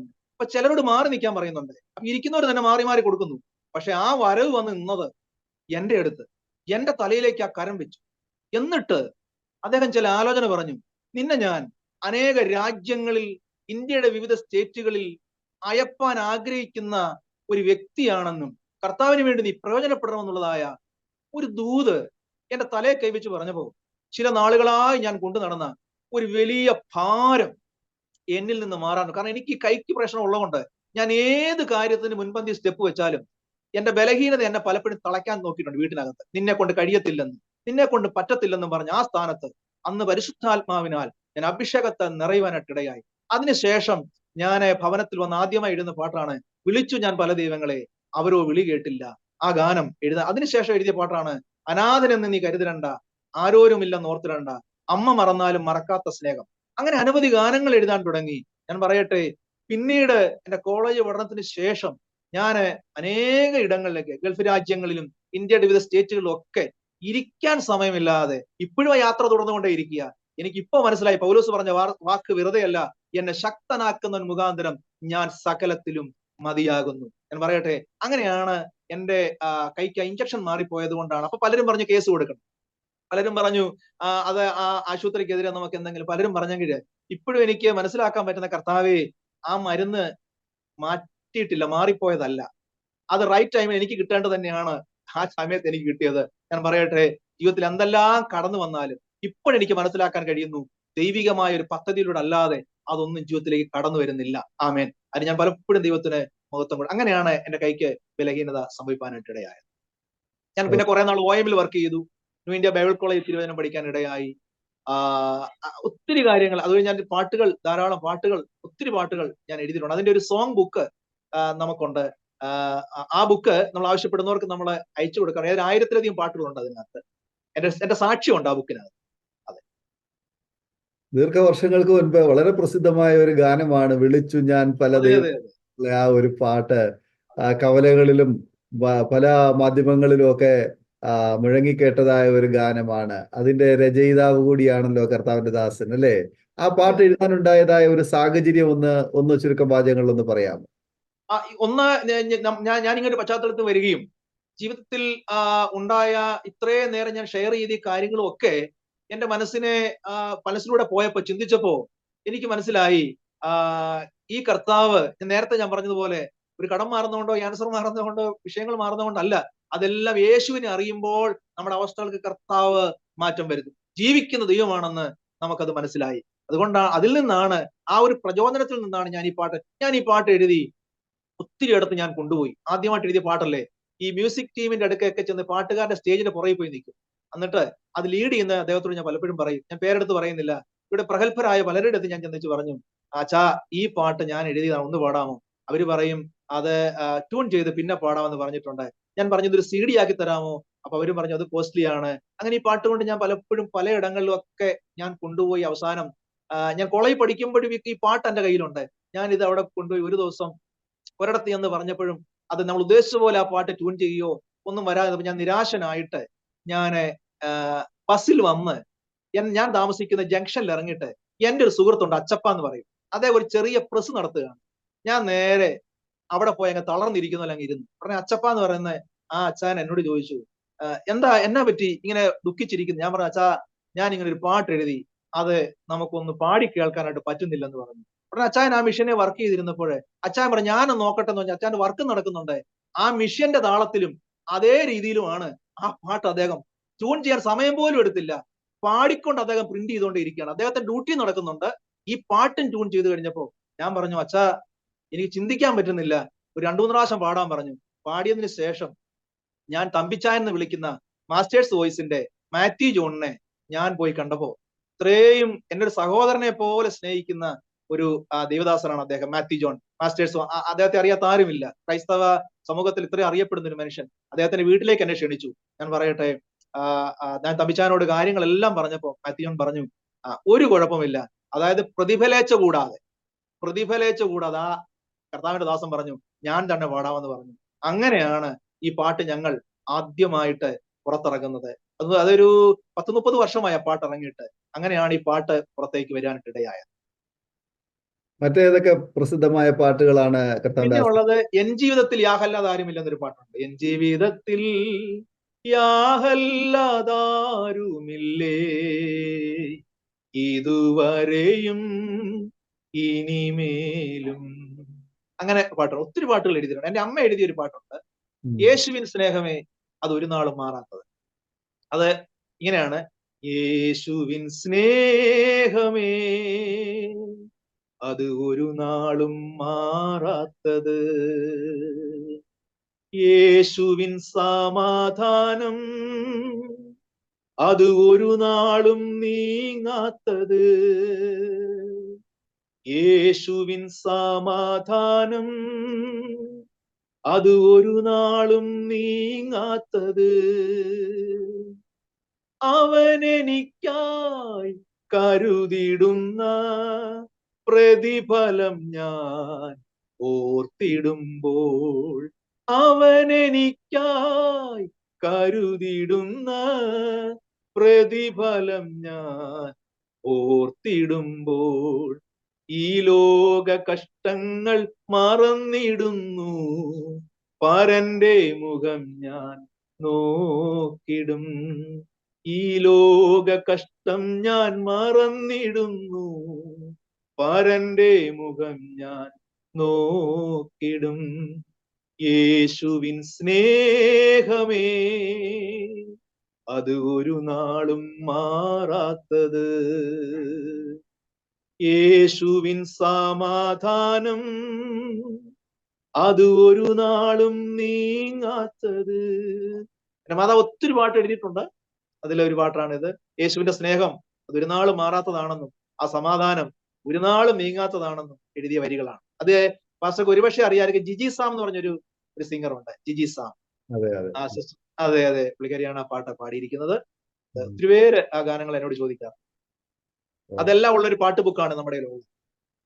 പാട്ട് ബുക്ക് മാത്രമേ ഉള്ളൂ, CD അല്ല, സോങ് ബുക്കില് നമ്മുടെ പാട്ടുണ്ട്. എന്റെ ടെസ്റ്റ് മണി കൂടെ ഉണ്ട്. അത് നമ്മളെ ധ്യാനഗീതങ്ങൾ എന്ന് പറഞ്ഞ് നമ്മളെ ഫെലോഷിപ്പിന് വേണ്ടി വരണം. ഇതിനാവശ്യപ്പെടുന്നവർക്ക് നമ്മൾ പോസ്റ്റലായിട്ട് നമ്മളത് അയച്ചു കൊടുക്കാം. സാക്ഷിയുണ്ട് എന്റെ അതിന്. ഈ പാട്ടുകൾ അടങ്ങിയ വോയിസ് ഉള്ള എങ്ങനെ അതിന്? അതെ, അതിൽ കിടക്കുന്ന എല്ലാം ഗ്രേസ് ടുഡേ എന്ന് പറഞ്ഞ നമ്മുടെ ഒരു യൂട്യൂബ് ചാനലിൽ ഈ പാട്ടുകളെല്ലാം കിടപ്പുണ്ട്. ആവശ്യക്കാർ ആ പാട്ട് ഇങ്ങനെ കേൾക്കും. അത് ഡൗൺലോഡ് ചെയ്തെടുക്കാവുന്ന പാട്ട്. ഓ, അത് ശരി. അതെ, ഈ പാട്ടുകളെല്ലാം കിടക്കും. അതെ, ആകട്ടെ, കർത്താവിന്റെ ദാസന്റെ ജീവിതത്തിലെ അനുഭവങ്ങള് വലിയ അത്ഭുതകരമായ അനുഭവങ്ങളും വഴികളും ഒക്കെ കേൾക്കാനിടയായി തീർന്നു. ഒത്തിരി സന്തോഷമുണ്ട്. അപ്പോൾ തന്നെ കർത്താവ് ഇന്ന് വളരെ ശക്തമായിട്ട് ദേവദാസനെയും കുടുംബത്തെയും ഉപയോഗിക്കുന്നു. ദേവദാസന്റെ പ്രവർത്തനങ്ങളൊക്കെ വളരെ വിശാലമായ നിലയിൽ ദൈവം നടത്തിക്കൊണ്ടിരിക്കുന്നു. തുടർന്നും ദൈവം ശക്തമായിട്ട് പുതുവഴികളിലൂടെ നടത്തട്ടെ എന്ന് ആശംസിക്കുന്നു, പ്രാർത്ഥിക്കുന്നു. ഒരുപാട് പേർക്ക് ആ വേദന നിറഞ്ഞ അനുഭവങ്ങൾ അവർക്കൊരു കൈത്താങ്ങലായി നിൽക്കട്ടെ എന്ന് ആശംസിക്കുന്നു. ഞാൻ ഓർക്കുകയായിരുന്നു, നമ്മളൊരു ശുശ്രൂഷ ചെയ്യണമെന്നുണ്ടെങ്കിൽ ആ ശുശ്രൂഷ ദൈവം നമ്മളെ പഠിപ്പിക്കും. അതേ അനുഭവത്തിലൂടെ നമ്മളെ കടത്തി വിട്ട ശേഷം മാത്രമേ നമ്മൾ ആ ശുശ്രൂഷയ്ക്ക് ഫിറ്റ് ആണെന്നുള്ള കാര്യം തെളിയിച്ചെടുക്കാൻ തക്കവണ്ണം കഴിയത്തുള്ളൂ. അതുപോലെ തന്നെ പാസ്റ്റർ ഇപ്പോൾ എന്തൊക്കെ മിനിസ്ട്രിയാണ് ഇപ്പൊ ചെയ്തുകൊണ്ടിരിക്കുന്നതെന്ന് ഒന്ന് വിശദീകരിക്കാമോ? പക്ഷേ നമ്മള് ഇപ്പൊ ചെയ്യുന്ന ശുശ്രൂഷ എന്ന് പറയുന്നത്, ഒന്ന്, നമുക്ക് സുവിശേഷം എത്തിയിട്ടില്ലാത്ത സ്ഥലങ്ങളിൽ നമുക്ക് മിഷൻ പ്രവർത്തനങ്ങൾ. അത് ഒറീസയിലാണ്, റായ്ഗഡയിൽ നമുക്ക് വർക്കുണ്ട്. പിന്നെ നമ്മള് ഗോസ്പൽ എത്തിയിട്ടില്ലാത്ത സ്ഥലങ്ങളുണ്ട്. അത് തമിഴ്നാട്ടിലെ വില്ലേജുകളിൽ നമുക്ക് അത് കൈനോട്ടക്കാരായിട്ടുള്ള ആൾക്കാരെ അവിടെയുണ്ട്. അവിടെ നമ്മളൊരു 3 വില്ലേജ് എടുത്ത് നമ്മൾ പ്രവർത്തിക്കുന്നുണ്ട്. അവിടെ തന്നെ നമുക്കൊരു ഓൾഡ് ഏജ് ഹോമുമായിട്ട് നമുക്കൊരു ഇതുണ്ട്. അവിടെ ഒരു 25ഓളം പേര് പ്രായമുള്ള ആൾക്കാരുണ്ട്. ഇപ്പൊ ഞങ്ങൾ അവർക്ക് വേണ്ടിയുള്ള ഈ കമ്പിളി പുതപ്പുകളും ഡ്രസ്സുകളും ഒക്കെ കളക്ട് ചെയ്യാനുള്ള ഓട്ടമായിരുന്നു ഈ കുറച്ച് ദിവസങ്ങളായിട്ട്. അതുവരുണ്ട്. പിന്നെ HIV ബാധിതരായ ഇടയിൽ നമുക്കൊരു ഇതുണ്ട്. കഴിഞ്ഞ ദിവസം ഞങ്ങളൊരു 140 പേർക്ക് ഒരു ക്യാമ്പ് ഒക്കെ വെച്ചിരുന്നു. അവിടെ കണ്ണിന്റെ കാഴ്ച പോകുന്ന ഇതായിട്ട്. അങ്ങനെ ഒരു ശുശ്രൂഷയുണ്ട്. ഇതിന്റെയൊക്കെ ഓഫീസ് നമുക്ക് കോട്ടയത്തുണ്ട്. പിന്നെ ഇത് ലീഗലി എല്ലാ കാര്യങ്ങളും ഓക്കെ ആക്കാൻ വേണ്ടി നമ്മളിത് രജിസ്റ്റർ നമ്മൾ ചെയ്താണ് ഇത് കാര്യങ്ങൾ ചെയ്യുന്നത്. ശരിക്കും പറഞ്ഞാൽ നമ്മുടെ മിഷനെ സപ്പോർട്ട് ചെയ്യുന്ന, നമ്മുടെ കൂടെ പ്രവർത്തിക്കുന്ന ദൈവമക്കളാണ് ഈ പ്രവർത്തനത്തിന്റെ ഇത്രയും സ്ട്രോങ് എന്ന് പറയുന്നത്. നമ്മളെ സപ്പോർട്ട് ചെയ്യുന്നത് എല്ലാ ജാതിമത ഭേദമന്യേ ഉള്ള ആൾക്കാരാണ്. അത് ഹൈന്ദവരായിട്ടുള്ള സ്നേഹിതരുണ്ട്, മുസ്ലിങ്ങളായിട്ട് സ്നേഹിതരുണ്ട്. അവരെല്ലാം വസ്ത്രങ്ങൾ നമ്മൾക്ക് എത്തിക്കുന്നുണ്ട്. ഇങ്ങനെയുള്ള ശുശ്രൂഷകൾ. പിന്നെ ഈ ടൗണിലൂടെയൊക്കെ അലഞ്ഞു തിരിഞ്ഞ് നടക്കുന്നവർക്ക് നമ്മളിങ്ങനെ ഭക്ഷണം എത്തിക്കുന്ന ഒരു ശുശ്രൂഷയുണ്ട്. അപ്പൊ ഇതെല്ലാം കൊണ്ടുപോകാനായിട്ട് ഞങ്ങൾ ഇതൊക്കെ എത്തിക്കാനായിട്ടൊക്കെ ഞങ്ങളുടെ ശുശ്രൂഷ വന്ന് കണ്ട ഒരു വാൻ നമുക്ക് സ്പോൺസർ ചെയ്തു. ഇപ്പൊ അതിലാണ് നമ്മൾ ഈ സാധനങ്ങളെല്ലാം കൊണ്ട് എത്തിക്കുകയും കാര്യങ്ങളൊക്കെ ചെയ്തുകൊണ്ട് ഇരിക്കുന്നത്. അപ്പൊ ഞാൻ എന്റെ ഓഫീസിൽ എപ്പോ വന്നാലും ഡ്രസ്സുകൾ ഇരിക്കും. അത് വരുന്നവര് ഡ്രസ്സ് എടുത്തോണ്ട് പോകും. അപ്പൊ തന്നെ പുറകെ വരുന്ന വാഹനങ്ങളിൽ വരുന്നവരെ കിച്ചനകത്താക്കി നമ്മൾ ഈ ഡ്രസ്സുകൾ കൊണ്ട് എത്തിക്കും. കാരണം അനാഥാലയത്തിൽ നമുക്ക് ഇതൊക്കെ ഇങ്ങനെ കിട്ടിയത് കൊണ്ട് ഇങ്ങനെയുള്ള ശുശ്രൂഷകളാണ് നമ്മൾ കൂടുതലും നമ്മൾ ഫോക്കസ് ചെയ്യുന്നത്. അതുകൊണ്ട് ചർച്ച് പ്ലാനിങ്ങിനേക്കാൾ, ചർച്ചിലെ കാര്യങ്ങൾ ചെയ്യുന്നതിനേക്കാൾ ഇങ്ങനെയുള്ള ചാരിറ്റി പ്രവർത്തനങ്ങളാണ് നമ്മൾ ഇതിൽ. കാരണം ക്രിസ്തുവിന്റെ സ്നേഹം നമ്മൾ അതിലൂടെ എത്തിക്കുമ്പോഴാണ് ശരിക്കും നമ്മൾ ഒത്തിരി പ്രസംഗിക്കുന്നതിനേക്കാൾ, ഭാഷ നേരത്തെ പറഞ്ഞ പോലെ, നമ്മൾ ഇങ്ങനെയുള്ള കാര്യങ്ങൾ ചെയ്യുമ്പോൾ ഒത്തിരി പേർക്ക് നമ്മുടെ ദൈവസ്നേഹം അറിയാനായിട്ട് ഇടയാകുന്നുണ്ട്. അതിന്റെ ഓഫീസ് കോട്ടയത്തുണ്ട്. പല ദൈവമക്കളും നമ്മളെ വിളിക്കുകയും ഓഫീസിൽ വരികയും കാര്യങ്ങൾ അന്വേഷിക്കുകയും ചെയ്തിട്ട് വിവിധ നിലകളിൽ നമ്മളെ സപ്പോർട്ട് ചെയ്യുന്ന ദൈവമക്കളുണ്ട്. കാരണം അനേക ദൈവമക്കളുടെ പ്രാർത്ഥനയും സപ്പോർട്ടുമാണ് നമ്മുടെ മിഷൻ ഇപ്പോൾ നിൽക്കാനായിട്ട് ദൈവത്തിന്റെ കൃപയാൽ നയിക്കുന്നത്. അതെ, അരോമ ടിവിയിലെ പ്രേക്ഷകര് ഇത്രത്തോളം സമയം നിങ്ങൾ ശ്രദ്ധിച്ചുകൊണ്ടിരുന്നു. നിങ്ങളൊരു കാര്യം മനസ്സിലാക്കണം. നിങ്ങൾ അനുഭവിക്കുന്ന കഷ്ടത അല്ലെങ്കിൽ നിങ്ങൾ കടന്നു പോകുന്ന സാഹചര്യങ്ങൾ എന്ന് പറയുന്നത് നിങ്ങൾക്ക് ഒരുപക്ഷെ വേദന ഉളവാക്കുന്നതായിരിക്കും. എന്നാൽ അതിനകത്തുകൂടി നിങ്ങളെ കയറ്റി ഇറക്കി നിങ്ങൾ ആ കാര്യത്തിൽ വിജയിക്കുകയാണെങ്കിൽ ആ കഷ്ടതയിൽ നിന്ന് നിങ്ങളെ വിടുവിച്ച ദൈവത്തെ വെളിപ്പെടുത്തുവാൻ നിങ്ങളുടെ ജീവിതം അതുപോലെ കഷ്ടതയിലൂടെ കടന്നു പോകുന്നവർക്ക് വേണ്ടിയിട്ട് സഹായകരമായി തീരുവാൻ ഉപയോഗിക്കുവാൻ വേണ്ടിയുള്ള ട്രെയിനിങ് പീരീഡ് ആണെന്ന് തിരിച്ചറിയുവാൻ നമുക്ക് കഴിയുമെങ്കിൽ തീർച്ചയായിട്ടും ഈ കർത്താവിന്റെ ദാസൻ പാസ്റ്റർ ഗിരീഷ് മോഹന്റെ ജീവിതത്തിൽ ഇന്ന് താൻ ചെയ്തുകൊണ്ടിരിക്കുന്നതായ ആ ശ്രേഷ്ഠകരമായ ശുശ്രൂഷ, പുൾപിറ്റിൽ നിന്ന് പ്രസംഗിക്കുന്നത് മാത്രമല്ല സുവിശേഷ വേല, കൈയടിച്ച് പാട്ട് പാടുന്നതും സഭായോഗത്തിൽ സംബന്ധിക്കുന്നതും മാത്രമല്ല ഒരു ആത്മീയ ജീവിതം. ഒരു വ്യക്തിയുടെ ജീവിതത്തിൽ ഈ ആയുസ്സിൽ നമ്മെ കൊണ്ട് ദൈവം ചെയ്തെടുക്കുവാൻ ആഗ്രഹിക്കുന്ന ശുശ്രൂഷകളും സുവിശേഷ വേലയും നമ്മുടെ ജീവിതത്തിൽ ആ നല്ല ശമരിയക്കാരനായി നമ്മുടെ കർത്താവായ യേശു ക്രിസ്തു എപ്രകാരം ഇറങ്ങിച്ചെന്നുവോ അതുപോലെ ഇറങ്ങിച്ചെല്ലുവാൻ ആ കുളക്കരയിൽ കിടന്ന മനുഷ്യന്റെ അടുക്കലേക്കും, പക്ഷപാത രോഗിയുടെ അടുക്കലേക്കും, കുഷ്ഠരോഗികളുടെ അടുക്കലേക്കും, ഭൂതഗ്രസ്തന്റെ അടുക്കലേക്കും, തടാകത്തിന്റെ തീരത്തേക്കും, മലയുടെ മുകളിലേക്കും ഒക്കെ കയറിപ്പോകുവാനും, ആ മരുഭൂമിയുടെ അനുഭവത്തിൽ ഇരിക്കുവാനും, ഒറ്റപ്പെടലിന്റെ അനുഭവങ്ങളും, അതുപോലെ ആ ശമരിയാക്കാരിയായ സ്ത്രീയുടെ അടുക്കൽ ആ കിണറിന്റെ അടുക്കിലേക്ക് ചെല്ലുന്ന ആ ഒരു സാഹചര്യം, ഇതെല്ലാം സുവിശേഷ വേലയുടെ ഭാഗമാണ്. ഇതെല്ലാം സുവിശേഷ വേലയുടെ ഭാഗമാണ്. വലിയൊരു പ്രാർത്ഥനാ ഹോളും വലിയ സംവിധാനങ്ങളും ഒക്കെ ഉണ്ടായെങ്കിൽ മാത്രമേ സുവിശേഷ വേല നടക്കൂ എന്നുള്ളത് തെറ്റിദ്ധാരണയാണ്. പൈസ ഉണ്ടെങ്കിൽ മാത്രമേ സുവിശേഷ വേല നടക്കൂ എന്നുള്ളത് തെറ്റിദ്ധാരണയാണ്. നമ്മൾ കടന്നു പോകുന്ന കഷ്ടതയുടെ നടുവിലും സുവിശേഷം പ്രഘോഷിക്കുവാൻ നമ്മെ കൊണ്ട് കഴിയും. അനാഥാലയത്തിൽ ആയിരിക്കുമ്പോൾ ആ വിജയമ്മ എന്ന ആ വാത്സല്യ മാതാവ് തന്നെ അവഗണിച്ച, തൻ്റെ കുഞ്ഞുങ്ങളെ പുറത്താക്കിയ, ചവിട്ടിപ്പുറത്താക്കിയ ആ പിതാവിനെ സ്നേഹിക്കുവാനും സ്വീകരിക്കുവാനും മനസ്സ് കാണിച്ചതുപോലെ അദ്ദേഹത്തോടൊപ്പം വീണ്ടും ഇറങ്ങിപ്പോയി ഒരു ജീവിതം നയിക്കുവാൻ തയ്യാറായപ്പോൾ ആ പ്രിയപ്പെട്ടവന് സുവിശേഷകനായി മാറുവാനിടയായിത്തു, ഒരു ഉപദേശിയായി മാറുവാനിടയായിത്തു. ഞങ്ങളെ കേൾക്കുന്ന മാന്യ ശ്രോതാവേ, നിങ്ങളെ യേശു സ്നേഹിക്കുന്നു. നിങ്ങളെ യേശുവിനെ വിടുവിക്കുവാൻ കഴിയും. രക്ഷിപ്പാൻ കഴിയാതെ വണ്ണം യഹോവയുടെ കരം കുറുതായിട്ടില്ല, കേൾക്കുവാൻ കഴിയാതെ വണ്ണം അവന്റെ കാത് മന്ദമായിട്ടില്ല. ആകയാൽ നമ്മെ പൂർണ്ണമായി രക്ഷിപ്പാൻ കഴിവുള്ള ഒരു ദൈവമുണ്ട്. ആ ദൈവത്തിന്റെ അടുക്കലേക്ക് നമുക്ക് അടുത്തു വരാം. ആ സ്നേഹനിധിയായ കർത്താവിന്റെ കരങ്ങളിൽ നമ്മെ ഒന്ന് ഏൽപ്പിച്ചു കൊടുക്കാം. നമുക്കൊരു നിമിഷം പ്രാർത്ഥിക്കാം. നമ്മുടെ ഹൃദയങ്ങൾ, നമ്മുടെ ജീവിതം സമ്പൂർണ്ണമായി കർത്താവിന്റെ കരങ്ങളിലേക്ക് നമുക്കൊന്ന് പരമേൽപ്പിക്കാം. കർത്താവേ, അടിയനിത അങ്ങയുടെ കരങ്ങളിലേക്ക് പരമേൽപ്പിക്കും. നമുക്ക് പ്രാർത്ഥിക്കാം. വാത്സല്യ മാതാവേ, പിതാവേ, യുവാവേ, യുവതി, ഒരു പക്ഷെങ്കിൽ നിങ്ങളുടെ പ്രിയപ്പെട്ടവർ മദ്യപാനത്തിനും മയക്കുമരുന്നിനും ലഹരി വസ്തുക്കളുടെ അടിമയായും ആത്മഹത്യക്കും ഒരുങ്ങിയിരിക്കുന്ന ഒരു വ്യക്തിയായിരിക്കാം. നിങ്ങൾ എവിടെ പോകാൻ കർത്താവിന് കഴിയും? സാമ്പത്തികമായ തകർച്ചയുടെ മധ്യത്തില്, ജപ്തിയുടെ നടുവിൽ ഭീതിയുള്ള ബന്ധത്തിലായിരിക്കുന്നു പ്രിയപ്പെട്ടവർ. കുടുംബ ബന്ധങ്ങൾ തകർന്നിരിക്കുന്ന കുടുംബങ്ങൾ, കുഞ്ഞുങ്ങളെ കുറിച്ചുള്ള ആശങ്ക, നാളെയെക്കുറിച്ച് ആശങ്കപ്പെടുന്നു, കുഞ്ഞുങ്ങളുടെ വിവാഹത്തെക്കുറിച്ച് ആശങ്കപ്പെട്ട്, അവരുടെ വിദ്യാഭ്യാസത്തെക്കുറിച്ച്, അവരുടെ ഭാവിയെക്കുറിച്ച് ആശങ്കപ്പെടുന്ന പ്രിയപ്പെട്ടവർ ഞങ്ങളെ കേൾക്കുന്നുണ്ട്. ഞങ്ങൾ നിങ്ങൾക്ക് വേണ്ടി പ്രാർത്ഥിക്കാം. നിങ്ങളെ രക്ഷിക്കുവാൻ കർത്താവിന് കഴിയും. നിങ്ങളെ വിടുവിക്കുവാൻ കർത്താവിന് കഴിയും. നിങ്ങൾ വിടുതൽ പ്രാപിച്ചു കഴിയുമ്പോൾ നിങ്ങൾ കടന്നു പോകുന്ന അതേ സാഹചര്യത്തിലായിരിക്കുന്ന അനേക പ്രിയപ്പെട്ടവരെ ഈ വഴിയിലേക്ക് മാർഗദർശിയായി തീരുവാൻ ദൈവം നിങ്ങളെ ഉപയോഗിക്കുന്നുള്ള തിരിച്ചറിവോടുകൂടി ദൈവത്തിൽ ഏൽപ്പിച്ചു കൊടുക്കൂ. നമുക്ക് ഒരുമിച്ച് കണ്ണുകളെ അടയ്ക്കാം. കർത്താവിന് നിങ്ങളെ സൗഖ്യമാക്കുവാൻ, സഹായിക്കുവാൻ, നിങ്ങളുടെ ജീവിതത്തിൽ അത്ഭുതങ്ങളെ പ്രവർത്തിക്കുവാൻ കഴിയുമെന്ന് പൂർണ്ണമായി വിശ്വസിച്ച് നാം ഒരുമിച്ച് സ്തോത്രം ചെയ്ത് പ്രാർത്ഥിക്കുമ്പോൾ അരോമ ടിവിയിലെ ശ്രോതാക്കൾക്ക് വേണ്ടി കർത്താവിന്റെ ദാസൻ പാസ്റ്റർ ഗിരീഷ് മോഹൻ അവർ പ്രാർത്ഥനയിൽ നമ്മെ പ്രാർത്ഥിക്കും. കരുണാസമ്പന്നനായ ദൈവമേ, സ്വർഗീയ പിതാവേ, ഇന്ന് ഞങ്ങൾക്ക് തന്ന ഒരു നല്ല ദിവസത്തിനായി ഞങ്ങൾ അങ്ങേക്ക് ആദ്യമായി നന്ദി പറയുന്നു കർത്താവേ. പ്രത്യേകിച്ച് അരോമ ടിവിയിലൂടെ കർത്താവെ അനേക വ്യക്തികൾ അറിയത്തക്ക നിലയിൽ അടിയന്റെ ജീവിതത്തിൽ കർത്താവ് ചെയ്ത അനുഭവങ്ങളെ ഷെയർ ചെയ്യുവാൻ ദൈവം ഒരുക്കിയ നല്ല നിമിഷങ്ങൾക്കായി ഞങ്ങൾ അങ്ങേക്ക് നന്ദി പറയട്ടെ. പ്രത്യേകിച്ച് കർത്താവിന്റെ ദാസനെ ഈ ശുശ്രൂഷയില് ദൈവം ഉപയോഗിക്കുന്നതിനായിട്ട് ഞങ്ങൾ അങ്ങേക്ക് നന്ദി പറയുന്നു. പ്രത്യേകിച്ച് ഇന്ന് ഞങ്ങൾ ഈ ലൈവിലൂടെ കേട്ടുകൊണ്ടിരുന്ന അനേക അമ്മമാരുണ്ട്, പിതാക്കന്മാരുണ്ട്, കുഞ്ഞുങ്ങളുണ്ട് കർത്താവെ. ആ മക്കൾക്ക് വേണ്ടി ഞങ്ങൾ ഈ നിമിഷം പ്രാർത്ഥിക്കുന്നു. ദൈവത്തോടുള്ള സമത്വം മുറുകെ പിടിക്കാതെ വേഷത്തിൽ മനുഷ്യനായി താണലോകത്തേക്ക് ഇറങ്ങി വന്ന് ഞങ്ങളിൽ ഒരുവനെ പോലെ ഞങ്ങളുടെ ഇടയിൽ പാർത്ത് 33.5 വർഷം ഇവിടെ ഉണ്ടായിരുന്നു.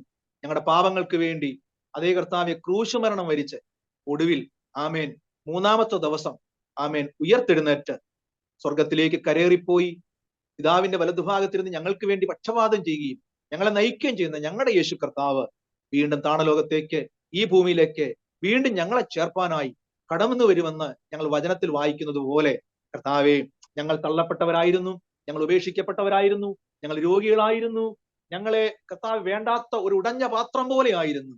എന്നാൽ അങ്ങയുടെ സ്നേഹത്താൽ ആ കരസ്പർശനം ഞങ്ങൾക്കുണ്ടായപ്പോൾ ആളുമാറിയവളെ പോലെ, ആളുമാറിയവനെ പോലെ ഞങ്ങളുടെ ജീവിതത്തെ അങ്ങ് മാറ്റിയതിനായി സ്തോത്രം. കർത്താവ്, ഇതിനൊരു പണം മുടക്കമില്ലല്ലോ കർത്താവെ. ഒന്ന് നിലവിളിച്ചാൽ ഞാനൊരു പാപിയാണെന്നും കർത്താവെ ഞാൻ അങ്ങയുടെ സന്നിധി നിൽക്കുവാൻ യോഗ്യനല്ലെന്നും പറഞ്ഞ് ഒരു തീരുമാനത്തോടെ അങ്ങ് എന്റെ രക്ഷകനും കർത്താവുമായി ഞാൻ എന്റെ ഹൃദയത്തിൽ സ്വീകരിക്കുന്നു എന്ന് പറയുമ്പോൾ ആ ദൈവീയ കുടുംബത്തിലെ അംഗങ്ങളാക്കി ഞങ്ങളെ മാറ്റുന്ന അങ്ങയുടെ വലിയ കൃപയ്ക്കായിട്ട് ഞങ്ങൾ നന്ദി പറയട്ടെ. കണ്ണുനീരോടെ ആരെങ്കിലും ലൈവിലൂടെ ഈ ദൈവശബ്ദം കേട്ടുകൊണ്ടിരുന്നെങ്കിൽ കർത്താവ് അവിടെ പ്രാർത്ഥനയ്ക്ക് മറുപടി കൊടുക്കണമേ. തകർന്ന കുടുംബങ്ങളെ ദൈവം ഒന്നിപ്പിക്കണമേ. രോഗികളായി കഴിയുന്നവർക്ക് കർത്താവ് സൗഖ്യം കൊടുക്കണമേ. കടഭാരത്തിലായിരിക്കുന്നവരുണ്ട്, കർത്താവ് അവരുടെ ആവശ്യങ്ങളുടെ മേലെ സഹായിക്കണമേ.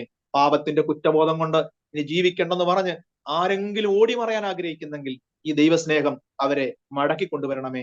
കുഞ്ഞുങ്ങളെ ഓർത്ത് കരയുന്ന അമ്മമാർ ഈ വചനം കേട്ടിട്ടുണ്ട്. ഭർത്താവിനെ ഓർത്ത് കരയുന്ന ഭാര്യമാർ ഈ വചനം കേട്ടിട്ടുണ്ട്. കർത്താവേ, ദൈവമേ, അവരുടെ ആവശ്യങ്ങളുടെ മേലെല്ലാം കർത്താവ് കൂടി ഇരുന്ന് ദൈവം അത്ഭുതം ചെയ്യണം. പ്രത്യേകിച്ച് അരോമ ടിവിയിലെ എല്ലാ പ്രവർത്തനങ്ങളെയും ഞങ്ങൾ ഒരിക്കൽ കൂടെ ഏൽപ്പിച്ച് പ്രാർത്ഥിക്കുന്നു. ഇതിന് അനവധി കാര്യങ്ങൾ ഇനിയും ആവശ്യമുണ്ട് കർത്താവെ. ദൈവം കർത്തദാസനെ അത്ഭുതകരമായി നടത്തുന്നതിനായി നന്ദിയോടെ സ്തോത്രം ചെയ്യുന്ന കർത്താവെ. അതിന്റെ എല്ലാ ആവശ്യങ്ങളെയും കർത്താവ് സഹായിക്കണം. അനേക ദൈവദാസന്മാർക്ക് ഒരുക്കി കൊടുക്കുന്ന ഒരു നല്ല പ്ലാറ്റ്ഫോം ആണല്ലോ. അനേക ഇടങ്ങളിൽ ഇത് എത്തിച്ചേരുന്നതിനായി നന്ദിയോടെ സ്തോത്രം. അനേകർ ആത്മഹത്യയിൽ നിന്ന് മടങ്ങി വരുന്ന ഞങ്ങൾ കേൾക്കുന്ന കർത്താവെ. അനേകർ യേശുവിനെ അറിയാൻ മുഖാന്തരമായി മാറുന്നല്ലോ കർത്താവെ. അനേക പാപികൾ യേശുവിനെ അറിഞ്ഞ് മാനസാന്തരപ്പെടാൻ ഈ പ്രോഗ്രാം ആമേൻ അത് ഉപയോഗിക്കുന്നതിനായി സ്തോത്രം. നിങ്ങളുടെ കരങ്ങളിലേക്ക് സമർപ്പിക്കുന്നു. പ്രാർത്ഥന കേട്ടതിനായി സ്തോത്രം. യേശു ക്രിസ്തുവിൻ നാമത്തിൽ തന്നെ ആമേൻ, ആമേൻ. താങ്ക് യു കർത്താവദാസൻ പാസ്റ്റർ ഗിരീഷ് മോഹൻ അവറുകൾ. ഇത്രത്തോളം സമയം അനുഗ്രഹിക്കപ്പെട്ട സാക്ഷ്യവും വിലപ്പെട്ട സമയവും ജീവിതാനുഭവങ്ങളും പങ്കുവയ്ക്കുന്നതിന് അരോമ ടിവിയിലെ ശ്രോതാക്കളോടൊപ്പം സമയം ചെലവഴിച്ചതിന് കർത്താവിന്റെ ദാസനുള്ളതായ നന്ദി സ്നേഹവും അറിയിക്കുന്നു. കർത്താവിന്റെ ദാസനെയും കുടുംബത്തെ ശുശ്രൂഷകളെയും ദൈവം ധാരാളമായി അനുഗ്രഹിക്കട്ടെ എന്ന് ആശംസിക്കുന്നു, പ്രാർത്ഥിക്കുന്നു. അതുപോലെ തന്നെ ഞങ്ങളെ ശ്രവിച്ചുകൊണ്ടിരുന്ന മാന്യ പ്രേക്ഷകരുള്ളതായ നന്ദിയും സ്നേഹവും അറിയിക്കുന്നു. നിങ്ങൾക്ക് ഈ വീഡിയോ അനുഗ്രഹമായി തീർന്നുവെങ്കിൽ, ഇഷ്ടപ്പെട്ടുവെങ്കിൽ തീർച്ചയായിട്ടും നിങ്ങളുടെ പ്രിയപ്പെട്ടവർക്ക് കൂടി, സ്നേഹിതർക്ക് കൂടി ഷെയർ ചെയ്ത് കൊടുക്കുക. അവർ കേൾക്കട്ടെ, അനുഗ്രഹിക്കപ്പെടട്ടെ. അതുപോലെ തന്നെ നിങ്ങൾക്കൊരു പ്രാർത്ഥനാ വിഷയമുണ്ടെങ്കിൽ, ഞങ്ങളുമായി ബന്ധപ്പെടുവാൻ ആഗ്രഹിക്കുന്നെങ്കിൽ, സ്ക്രീനിൽ കാണുന്ന നമ്പറിൽ വാട്സപ്പിൽ ഞങ്ങൾക്ക് മെസ്സേജ് അയക്കുക. ഞങ്ങൾ നിങ്ങൾക്ക് വേണ്ടി, നിങ്ങളുടെ വിഷയങ്ങൾക്ക് വേണ്ടി പ്രാർത്ഥിക്കും. അടുത്ത അനുഗ്രഹിക്കപ്പെട്ട ഒരു വീഡിയോയുമായി വീണ്ടും കാണുവരെയും എല്ലാവർക്കും good bye. God bless you all. ഓർമ്മയുടെ മനോരഥത്തിൽ മായാത്ത ഓർമ്മയ്ക്കായി അരോമ മാട്രിമോണിയിൽ നിന്നും ജീവിത പങ്കാളിയെ കണ്ടെത്തൂ. നിങ്ങൾ ഒരു ക്രിസ്തീയ ജീവിത പങ്കാളിയെ അന്വേഷിക്കുകയാണോ? അതോ മക്കൾക്ക് അനുയോജ്യമായ ഒരു തക്ക തുണയ്ക്ക് വേണ്ടി പ്രാർത്ഥിക്കുന്ന വ്യക്തിയാണോ? എങ്കിൽ അരോമ മാട്രിമോണി നിങ്ങൾക്ക് വേണ്ടിയാണ്. ഇന്നു തന്നെ സൗജന്യമായി രജിസ്റ്റർ ചെയ്യൂ. അരോമ മാട്രിമോണിയുടെ പ്രത്യേകതകൾ: രജിസ്ട്രേഷൻ തികച്ചും സൗജന്യം. ലോകത്തെവിടെയുമുള്ള അനുയോജ്യമായ ക്രിസ്തീയ ജീവിത പങ്കാളിയെ തിരഞ്ഞെടുക്കാം. വിവാഹം നടക്കുന്നതുവരെ സർവീസ് ലഭിക്കുന്നു. ഏറ്റവും ചെറിയ പാക്കേജുകളും തിരഞ്ഞെടുക്കാം. അരോമ മാട്രിമോണി നിങ്ങൾക്കായി ഒരുക്കുന്നു വിവാഹം പരമാനന്ദം. Email aroma matrimony2020@gmail.com